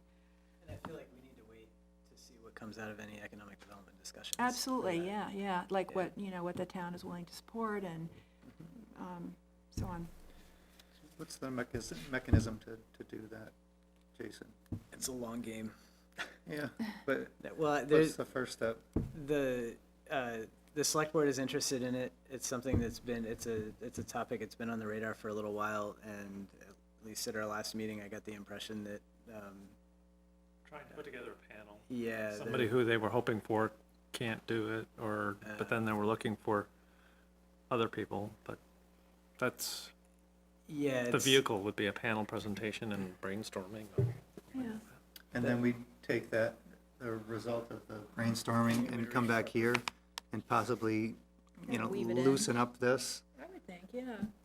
and not make it so dense maybe, and make this more dense, or shift And things those are all around. things we Maybe, can yeah. do, but what I was worried is that we were falling into a trap where we were starting to speculate and try to come up with something that would just apply universally, and whatever comes out of that discussion is gonna be the direction we go in, or would heavily inform the direction we go in. That's why I'm kind of in favor of not changing things too much, because we still have so much, you know, Right. going on that we don't have any control over.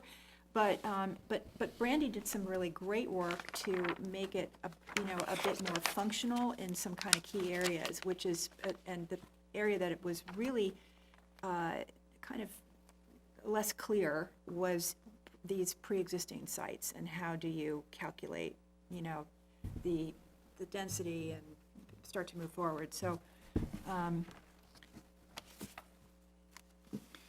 kind of in favor of a more moderate revision for now, and then we can sort of, Yeah, fair, and I'm good, I mean, with that section we were just talking about, we can leave it where it is, and it can just be a topic at a future date. I was mostly just really concerned that we could end up really packing everything in, and the fact that setbacks and everything else still applies, I'm not freaked out. I'm gonna move on to 2207 and leave the definitions for last time, because Nostradamus over here predicted it.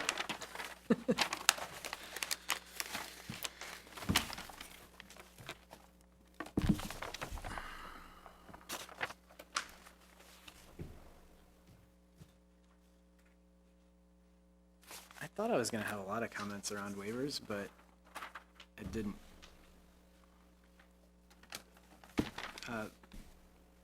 My only real comment was in the proposed development, just off-site parking, maybe adding a definition for that or a reference to it, given our conversation last time. Conversation last time, you mean like regarding the sidewalk, the Maple Leaf Lane, or is that something? No, we were just gonna- talking about off-site parking and how close it needs to be, and there were Okay. restrictions around that. Oh, sure, yeah. And these are waivers to that, so if there was proposed development and they're looking at off-site parking, I just saw that that's a site plan review that would go to the DRB, and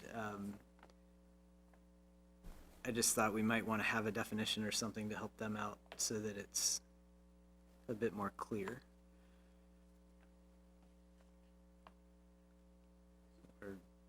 Or a footnote to that, or just reference to that Yeah, other or just a section? reference, yeah, a definition or a reference was what I noted. Yeah, I could probably just refer back to that section.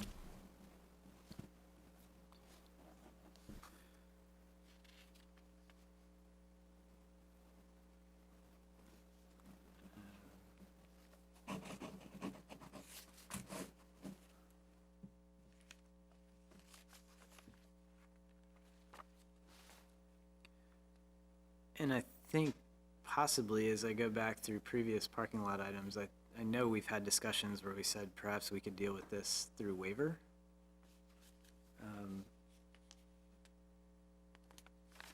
So maybe we could go through a more targeted list, but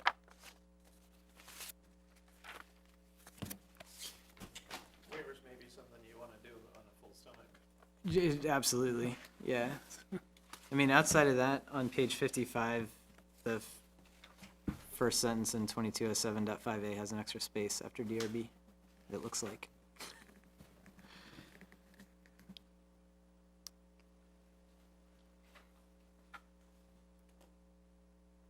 But the 2207-D, that whole table that talks about deviations, I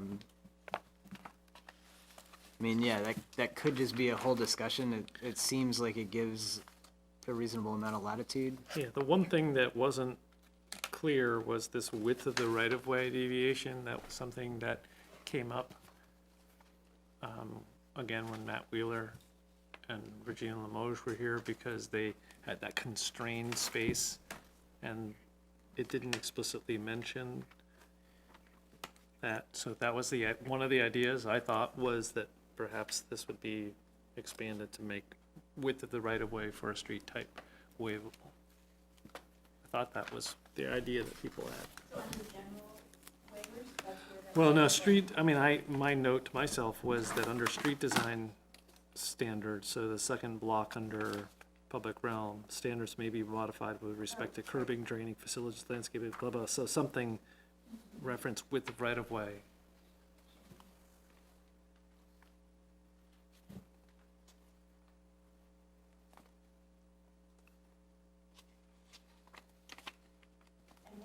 What were the, I think, I can't remember if I was here for that meeting or not. What were we thinking the deviation could be from? Oh. This particular feature says the things that can be considered for waivers, and then you would apply the standards. Oh, okay. So. Oh, I see, okay. So it's just allowing that as a new category of things that, Well, it would answer the question, could the DRB waive the width of the right-of-way for a specific street type if asked? And right now, since it's not in the list of the parts of street design standards that can be waived, seems like, no, they couldn't consider a request to modify the width of the right-of-way. But if the width of the right-of-way was added to the list, then I they could. think that makes a lot of sense, again, because this allows a place to evolve incrementally, and it sort of acknowledges sort of, there are gonna be some funky existing conditions, pre-existing conditions that have to be kind of navigated around. Because they also wanted street trees, Street trees? Wasn't that part of that same discussion? I'm not remembering street trees, but maybe. I remember the width of the right-of-way, and that's what Yeah. I had the note. Yeah, I thought there was something about street trees and a sidewalk, because it would be a sidewalk to nowhere, and do you Well, have to isn't, Oh, build? so oh, no, there's that's, you're thinking about this, perhaps? Oh, yeah, Yes, okay. quite possible. So the width of the right-of-way would be the thing that triggers some of these other requirements, right, Dean? Well, if they wanted to do a project and they lay out a street type, but they can't meet the right-of-way, the aspect of the street type, and they say, well, but we're 3 feet shy, and we could adjust in the following ways, they could propose that to the DRB to get a waiver. And so if it's in the list, then they could say, it's in the list, it's eligible as a public realm standard change, and then they would seek the board's approval under the general waivers. But what would they be, what would the new standard be that they would be getting to, Well, it's not, the way this has been set up, it's not quantified.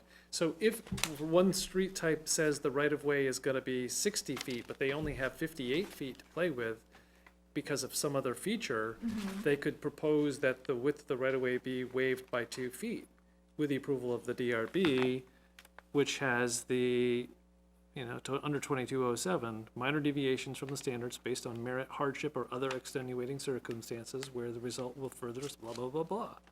So if the DRB, and these are pretty generally written, I would hate to have to try to defend a denial, but if someone says, if the board says, okay, then it would be 58 feet rather than 60. It isn't set up to say, what's the alternative number if you want a waiver? Okay. It's not quantified Okay, like so, that. okay, so it would be for those situations of like, gee, we can do it if you let us do it for 55 feet, but we can't do it if it's 60. Yeah, it says for minor deviations, so I Okay. guess if someone said, it says 60, but I want it to be 30, the board would Okay. probably say, that's not minor. Okay. Then again, I would support that. Yeah, I would support that too. I was just checking that section. I mean, it's not 2205.4 though. I think it's 2204. Like the street design standards. That reference is waiver. wrong. Yeah. Oh, yeah, that's why I was having a hard time finding Yeah, it. like signs. I know, Signs are- okay, all right. So it's 2204.x, it's somewhere in there. So yeah, adding with the right-of-way to this amendment package, I'd be supportive of. And we could have a more dedicated discussion around waivers. I'd be in support of this right away, being listed. All right, sounds like we are all on board with adding that. So, if there's anything else on this, I think we can leave the definitions for next time, as we are at the top of the hour. All right. Wow, this is a lot. Yeah. Faster every time? Yeah, right? It was a long last couple of years. So, okay, if we're good, then we can move on to other business. Oh, actually, under zoning matters, to consider changing the sidewalk requirements. Is that relating to that memo? Yes, there was an email from Revy after the discussion of the project. Which I read, I just didn't note on it. Is that a, They wanted it on your radar, I Yeah. suppose. It's not, may not be your oh, right. most yeah. burning priority. Okay. Okay, so we'll pick that up. So let's So see. where, Dean, do you have, access to what is the site plan? What is the, I'm just wondering what. Yeah. what The is one the- that's generating this discussion? Yeah, No, the one that gave rise to this request to soften the sidewalk requirements is not one that you've seen, and I'm just trying to think of the easiest way to, it's, which lot is it? whoops. Gah. Is it that furniture place that's right? below it? No, just gotta clear this.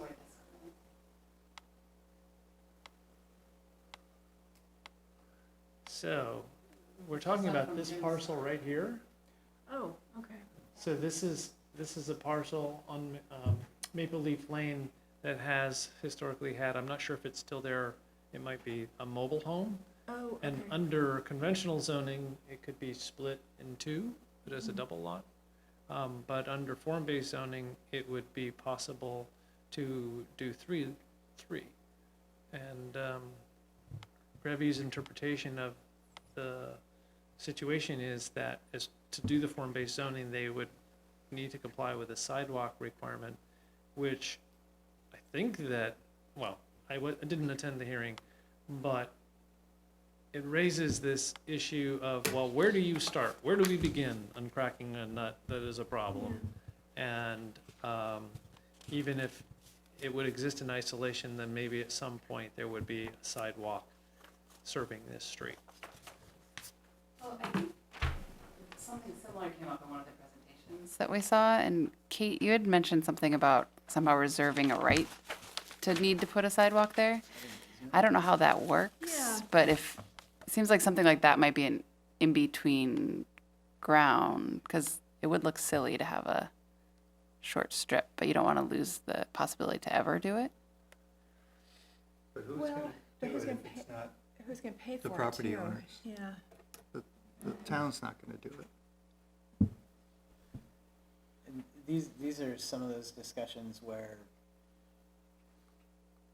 it's a future strategy discussion. It's what position does the town want to take? I would feel more comfortable having, I would agree with the property owner or the developer in this case that I'd want to use form-based zoning for a variety of reasons, but if that says I have to put in a sidewalk and mine is the only property on that street that has a sidewalk in front of it, that doesn't really make sense. Well, you also have to consider the context. This is a dead-end road, and it's not like, okay, I was just driving by up on Allen Hill Road, going up to Spear Street, and, the sidewalks just randomly begin and then they end, and, and it's just,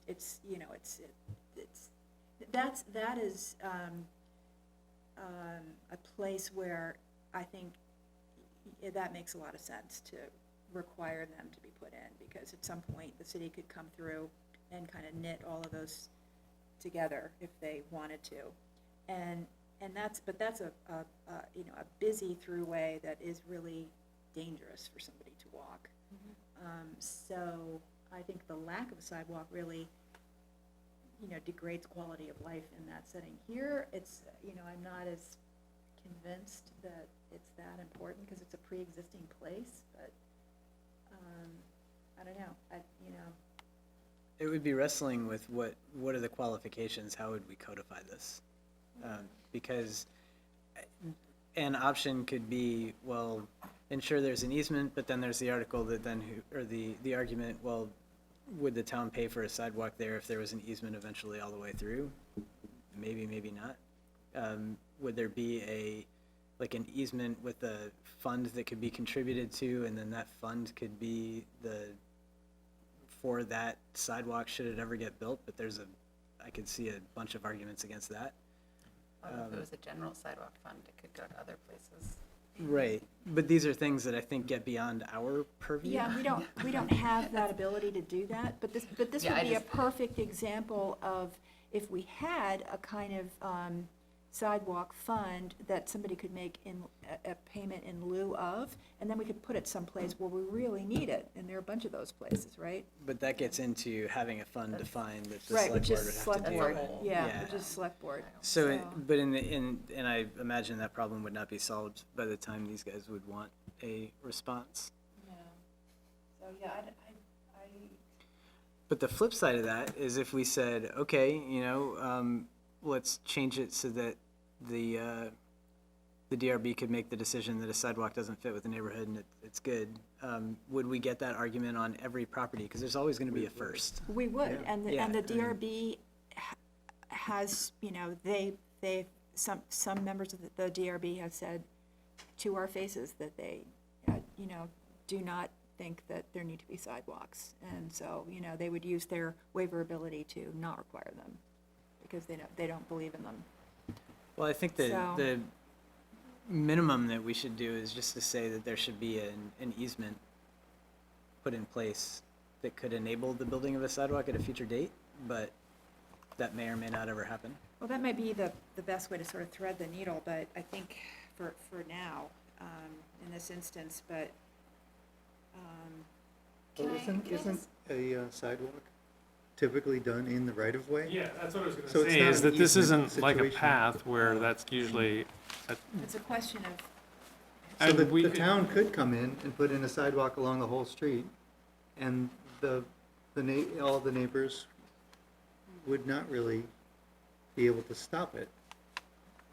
So the difference then is just, it would be ideal, the idea is to have sidewalks paid for at the time of development, but there's gonna be a patchwork, because that's how that's how it would be implemented. And it could be, I could see a situation that houses only last so long, and that this whole street maybe, 50 years from now, bit by bit, as people move in, the house exceeds its useful life, they'd knock it down and then redevelop, and then it would, I don't know, would it fall under, it could potentially fall under form-based zoning if they want to divide their lots further? Yeah, good. Well, they're looking to develop this using the form-based zoning, right? Yeah, that one oversized lot. Right, it Yeah. would be three. But I wonder it'd if be the other lot, ones would ever lot, want lot. to take advantage of form-based zoning. Yeah, well, that one down the end looks like it could become a two-lot, enough space to become maybe two. Well, so if it's in the, I mean, what are our options? Could we recommend having a fund and whatever because then you get into the problem of what's the estimate of what it would cost to build a sidewalk, or how much would need to be put into that fund? How would that fund be managed? Yeah, I don't know if much of anything can happen fast enough unless they really slow down the project. To modify the regs so that there's flexibility, or to relieve the requirement, or to create a fund, because the regs you'd be saying, well, let's just kind of improvise and say, let's take the money, but not apply this part of the requirement. And then, again, you get the problem of someone saying, well, I don't want to build this, but I'll write you a check. And does that work for people? But Are from there- a, go ahead. No, you go ahead. You're From a- talking about the fund, I was going to. Well, Go no, to the I was next thinking thing. from a DRB perspective, they need to be able to move forward with this, and it's a matter of, do they need to enforce that, well, form-based zoning says you have to have a sidewalk, so you have to have a sidewalk, or do we give them the ability to put in a waiver, which they will apply to everything, it But sounds like. that will take a while. And that would take time too. Yeah, so, that's why I said I'm not sure if there's a way to address this expeditiously, unless we know that Brian Precor is going to put this on ice until there's a resolution. I hadn't understood that Brian resisted the idea of a sidewalk. I think the idea of resisting the sidewalk came from the DRB and from the neighbors. I don't think it was Brian at all. I think his plan might have showed the sidewalk. He was, Well, and realistically, if I lived in a neighborhood, I would struggle with justifying putting in a stretch of sidewalk in front of one property. But it'll be 3 properties, so Or- it will connect okay. 3 houses, so, That's fair. I mean, already this lot right here is going to be much smaller than any of the adjoining lots, even the ones across the street, which are narrower. they'll share an open space. There's gonna be an identity with those 3 homes. Yeah, Because it's gotta be done according to the form-based zoning that the others won't have, so. Well, and then, the development potential of a lot of those other lots, that could, as Stephen was saying, that could change over time. So, my opinion is that we Just leave stick it. with the regulation. If, if a property owner is going to take advantage of form-based zoning, then that is a part of it, and I could see other lots liking the idea of a sidewalk, once they see that they have a sidewalk and they don't have to walk their children in their baby carriages out on the street, they can at least walk for 3 houses back and forth to put the child to sleep, and then go in. At least they don't have to go out in the middle of the road in the middle of winter, with the snowplows. I So say we'll we have, stick like, with it. Roughly 100 yards of sidewalk on that road? If that scale is, It's, whatever it is, it's just. Yeah, it's about just- 100 100. curiosity, does the 100 yards. town, how far does the town plow the sidewalks? Is it just in the village center, or no, how far, like, if we're building sidewalks, will the town be responsible for plowing any of them? any sidewalk is supposed to be plowed. So something over here, they'd have to come and plow that strip? It's, Good I was point, just, though, yeah. I was just curious, because I'd never heard of towns plowing sidewalks before, and we were pleasantly surprised when ours got plowed. Kind of cool. But, yeah. That is, yeah, I had my shovel out. Short of a larger discussion, any change would take time anyway. I feel like this is something that might warrant a discussion, because I would be interested in input from other, such as the select board. It also just seems like we don't have purview, like this is sort of it's already in the DRB, so there's nothing we can do about this particular case. Well, I right, mean, we besides take could it grant under them the advisement. ability to make the waiver, but I do But that have would take concerns. a long well, time, and even if it would that was t- our solution, It would take right, time to put too that long. in, but if it's gonna be a waiver that would pretty much always be applied, then Yeah, I would want to give them the ability to waive urban walkable standards like that, because that's the whole point of doing this. You wouldn't want to. I wouldn't want them to have that ability to do that. I don't have the confidence that that would be applied judiciously. On the other hand, I do think letting them have the ability to waive something like a right-of-way requirement so that a strange, existing lot can get developed, that would be fine. Just because I don't want to prevent the development, I just don't want it to happen in the usual kind of reflexive, car-dependent sort of way.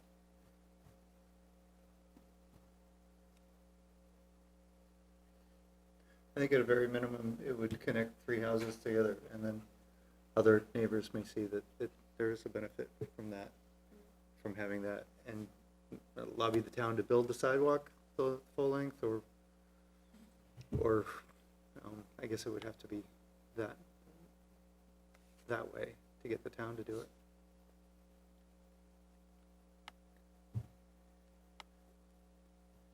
It's just kind of interesting that this is the location of the form-based zoning project that's going through review with the 53 units in it, and folks in this area have kids who walk along this road to get to Route 7 where the bus picks them up evidently, and a sidewalk, I believe, is going to be one of the things that comes out of this project, which will benefit, so there'll be some greater awareness, I guess, of what a sidewalk can do not far from here. that could lead to a path that cuts along that property line theoretically. Into the back. I mean, when I say more input, I don't know if this is something where the, like the Bike and Ped committee might have some thoughts, or, You're not meeting in August, but they are meeting in September. Heck, it's almost, yeah, they may have something. so I think for now, it sounds like Kate, you're on that. for us even to apply the rule to enable them to do the waiver would be a couple of months of warning hearings and making the change and getting it Yeah. approved. And with the consideration of that other property, I feel like there's more here, so I don't know that we would have a solution this evening anyway. I don't want to just kick the can down the road, but at the same time, I'm not sure exactly what it is that we could do on any kind of short-term basis.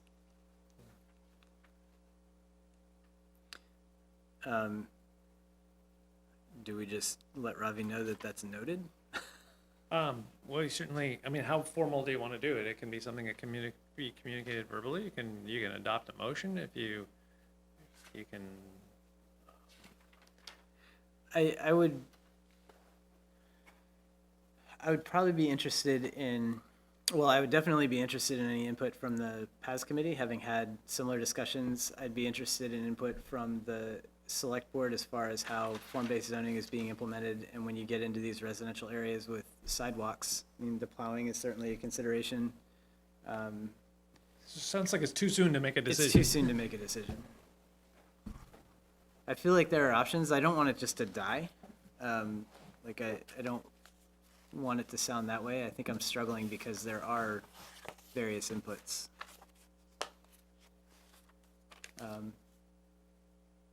If this is something that, when the PAS committee meets in September, I don't know. I can send an email to Kevin to see what that agenda looks like and ask him. I mean, because if that was something that they would be willing to discuss on that agenda, I'd be interested in just going and hearing it if I'm available, to understand it, and then be able to take that discussion to members of the select board to get their input in order for us to have a proper discussion and know what everybody's on board with or not. The real question is just how it could be applied on a case-by-case basis, if it were, and which case is gonna be the one that's, you know, it's more appropriate, or most appropriate, or only appropriate for. I think the problem is the easiest is to be able to grant the waiver, to say, okay, in this case, it doesn't make sense. But to me, that's a big can of worms, and it's nothing against the DRB or any of the neighbors that are objecting or anybody else. It's just, with form-based zoning, the idea is long game, and you're not gonna have the entire corridor built at once, the same way that the entire sidewalk won't be built at once. And I could guarantee that there are probably numerous neighbors on that road saying, well, we have no plans of going anywhere, and we don't want a sidewalk, we're not gonna build one on ours, so that sidewalk is just gonna sit there for indefinitely. But it wouldn't be on their property. The It wouldn't sidewalk be on their theirs, right, property. but squeaky And wheel they getting the wouldn't be oil and all that ones stuff. Building it. No, but they would be the ones that would be coming to the DRB protesting the site plan and wanting it in the first place. So how, we're not able to grant the waiver. This would be the DRB that would grant the waiver. What we would have but they to don't do have the is power to grant put the in the form-based zoning regs that in the waiver section, that sidewalks is one of the things that the DRB could waive. Right, but then there is a trickle down with that, take that street. So that one that's highlighted right now, people are, or the DRB is saying, we would like to be able to waive having a sidewalk because it doesn't make sense to have a stretch of 200-foot sidewalk. And if they had the ability to grant that waiver, they would. And then let's say next year, two properties to the east of them consolidate and they're gonna do some kind of development thing, and then they need to put in a sidewalk, but it doesn't make sense because there's no other sidewalks on that road. Right. So then they're gonna waive that. So basically, it's just gonna continuously get waived because, I mean, alternatively, if all of those homes were part of one project, then sure, you build a sidewalk, that makes sense. But that sidewalk is not gonna get built all at once unless the town decides that they're gonna build the sidewalk there. And form-based zoning is having the developers put in sidewalks as a future growth. We're doing this moving forward kind of thing. To kind of jumpstart the town doing more and continuing on where there are other properties that aren't going through form-based zoning. So isn't your question, didn't you just answer your own question? That Maybe? if everybody's gonna get a waiver for the sidewalk all the way down the road, then nothing happens that we want to happen in the form-based zoning. Right. I think the problem is partly that the very best way to do it would be for the town to say, we need more sidewalks in neighborhoods. Here is our priority list of areas that need sidewalks, and start putting them in. Because it's gonna take a long time for that whole street. Even if there are no waivers, it's gonna take a long time to fill in to the point that it'll fill in. And so I don't know, maybe I'm too tired, I don't have an answer either, but I think that the problem there, the best solution isn't ours to make in this, and so we're sort of trying to figure out how to encourage it, and it's either going to be a slow process or The last sort of roundabout. situation that I can think of that's remotely like this is on Mount Philo Road, when the sidewalk was extended to the south, and that was largely because a member of the PADS committee, former member of the PADS committee, was the chair, and he wanted a sidewalk extended, and so the town pursued a grant and got the grant, and that's how the sidewalk was created. It wasn't like a comprehensive plan or anything, or prioritization, but one person saying, gosh darn it, there should be a sidewalk down Mount Philo Road. And it's incredibly great, yeah. I use That's it all the really time. good, yeah, me too. But that's also why I would like to explore other options, like the idea of being able to say, okay, we do have this plan, maybe there's some way the town can create a fund that when a property gets developed under form-based zoning that does require a sidewalk, if it doesn't make sense to actually build it, then there could be an exchange of contribute to this fund somehow. Yeah, maybe that could be what we do in the future, but for now, it looks like if Brian wants to put 3 houses there, he's gonna need to put a sidewalk in. There's no solution that we could give them that's gonna be ready in 2 months anyway, Yeah. or in less than that, Yeah. that I can think of. And it's interesting to me that Brian's not the one that's asking for this. It is I interesting. say, I wasn't aware of it because I had not heard him express concern about it. My awareness of this came from Revy after a conversation that it was something that was raised by the board and the neighbors. And, yeah, I think Brian, acting a rational economic actor, he's gonna say, hey, yeah, people don't want this. If I didn't have to do it, I wouldn't do it. Yeah, but Brian's a smart developer and he reads the regulations. But and I was gonna pull up knows the how to plan do to it. see whether or not Supposed to do. I'm not sure that the initial sketch doesn't include it. And if it does, that's telling me that he took seriously the idea that the way to get a project approved under form-based zoning is to just check the boxes, include those things in your design. Yeah, so I think for now, for tonight. So, yeah, we're- I think we stick to our guns that this is the vision, this is the future vision and for this area. Because, you know, it wasn't too long ago that, you know, the future vision very explicitly stated by the Paths Committee on Spear Street, you know, the lot that was over by the water tower, the DRB decided that those people didn't need to put in a sidewalk. So, even though they had shown up with plans showing they were gonna do that, and Spear Street is, you know, with the Quiniesca development, is going to be getting quite a bit more, you know, congested with traffic. So, yeah, I think we stick to our guns here. Yeah, so we'll leave it as is, but note Yeah. it that they're, like, we're interested in Yeah, additional discussion. absolutely. Okay. Well, good. Noting the time, let's really move on to other business. So appointment of housing subcommittee member. I can just announce it, right? Yes. There's no formal process. I'll appoint Alicia Simmons to the housing subcommittee to fill their vacancy. Welcome, Alicia. And then the prioritization of the recommended actions, Dean Lee, Jerry, and I did meet and talked about constructs on how that can go, and there were a couple of takeaways. I think Jerry was gonna have some discussions with select board members. Dean, you were looking at tagging the recommended actions. Done a little work on that. So that's mostly just saying that it's in process. It's a longer term thing for now. Article on vacancies. And let's hope when I go back to my desk, there'll be all kinds of messages. I saw the article. No, Oh, that article, right. yes, well, what were you talking about? Article on? I was just reading what the thing was. I thought it was something, now I know what you're talking about. Perfect. Quick. It's getting late.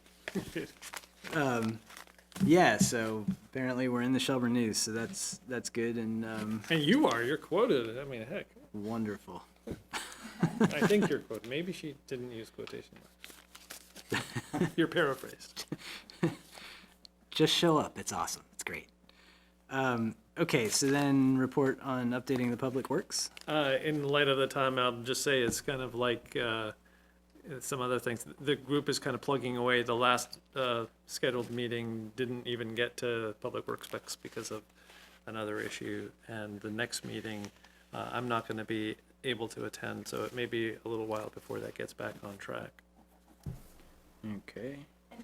Just wanted to ask, will we at some point talk about this very good work that Dean did on showing a couple of different options for adding the stormwater regulations to the underlying zoning? Are we going to talk about that some more? I think that you can, and I it know would- not tonight. I think we but- would like but, to, yeah, let's, we, I would love to kind of move this forward if it's possible, along with the form-based code edits. well, for our next meeting, and we can talk and get the agenda together, but I feel like we just have the definitions to wrap up to get Okay. Brandy's So maybe we off. can kind of revisit this. Yeah, so we Okay. can carve out some time for stormwater. Yeah, Great.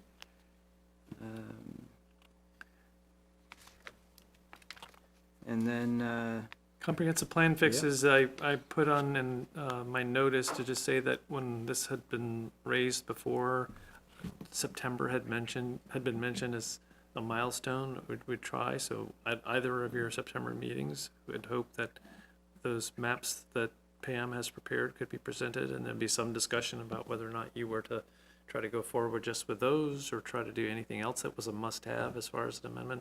Idea is to take care of those things so that the plan can be printed. That's one of the reasons. Yeah, and I would say, I mean, we can work out details, but I would say, depending on how long we think definitions would take, if we take half the meeting for form-based zoning and then have some time for the stormwater and then the maps, that's probably packing in a bit too much. If Pam would be okay with the second meeting in September, we could lead with that. Yeah, I don't know that she's, that she's urgent about it, but I think Okay. she, and the housing subcommittee, actually, in addition to the appointment of the member, I just could say that they had a meeting with CHT and Jeff Davis about the bowling alley property. So they may be coming, or getting involved with the amendment process as it relates to form-based zoning in that property. At their next meeting, they're gonna be talking with a representative of one of the members of the Williams family. They own the parcel that is known as the Copy Tech Building. So the committee's being quite active. That's excellent. Yeah, much appreciation to their work, for sure. Speaking of committees, before I pass things back, Natural Resources Committee has asked for me to mention their interest, and I did put this in the memo, I think, their interest in having a joint retreat. And so what's the group's reaction to that? You're down, you're not fully staffed. I don't know if there's any pro and con in terms of trying to organize to meet with them. Do you want to have a joint retreat with them? They would like to have one. They've done it with you before. Yeah, I think it's always been helpful and great to meet with them. This is, sorry, was this, do you have Natural the- resources. Oh, natural resources, okay, yeah. Yeah, And so if the group is favorable, then I can set up the doodle poll, and I was looking for them to give me some guidance, and they said, well, you can be any. So if I'm making a 2-month doodle poll, or 2 months worth of choices, or do you want to narrow the window down some? Would it be better to say, well, let's aim for the end of October-ish, or What does the retreat entail? Is it like a weekend day, a long evening? the last retreat was evening, was a and it was weeknight. hosted by Gail at Shelburne Vineyard, and it ran like from like 6 to 9 or something, Yeah, a it little was like longer than normal. 2-3 hours on the 3 side. Yeah, I think, well, when you first brought that up, I immediately started thinking, well, I'd love to get through form-based zoning. I'd like to get some of these things wrapped up and aside, and I'd also like to start thinking about what we'd be going over. So just having a general idea of agenda and I think I What have kind some of idea prep? what they're interested in, and that's to really coordinate with the planning commission on the zoning changes that they would be expected to develop, or would be given authority to develop, that follow up the town plan. I've said to Gail, I already think that they've got a little bit on their plate with the PUD stuff, but they're evidently interested in having having the conversation about the things they can do to help the planning commission as far as future bylaw changes. definitely all for it. Focus, just for me, I think focus on how we bring more, integrate more natural resource protection with the regulations for developing the growth areas would make a lot of sense. We've kind of taken a good first step towards doing that with the form-based code for the Route 7 corridor, where we actually have some regulations in place for that. But how do we have that inform how the pattern of development will emerge in the growth area? That's kind of something that's really hasn't been addressed. And I think there's an awful lot of potential synergy there with the goals of the Bicycle and Pedestrian Paths Committee for more connectivity between neighborhoods for pedestrians and cyclists. So, and then, one of the things that we became aware of a couple of years ago is that we have a lot of riparian corridors, pretty sensitive riparian corridors running through our growth area. So, you know, are the buffers around those adequate? Could they be more? How could we foster more, you know, compact, walkable neighborhoods? There's some great models out there for how to do that. You know, lead for neighborhood design and things like that. You know, that we could maybe find a way to wrap into our zoning regulations, so that's not all just left up to some developer to show up with a proposal, and then we just react to it and say, oh, that's not really quite what we had in mind. And so why don't we just like dictate what we want to them? It's a good retreat topic. Yeah. Just as a general ballpark, what do we feel about mid-October to mid-November? Somewhere in there. If it works, if you're thinking doodle polls and whatnot. Yeah. that sounds- All right. Do we have any other announcements or? Covered already. All right. I'll take a motion to adjourn. I move. Moved by Second. Stephen, seconded by Kate. All in favor? Right. Okay.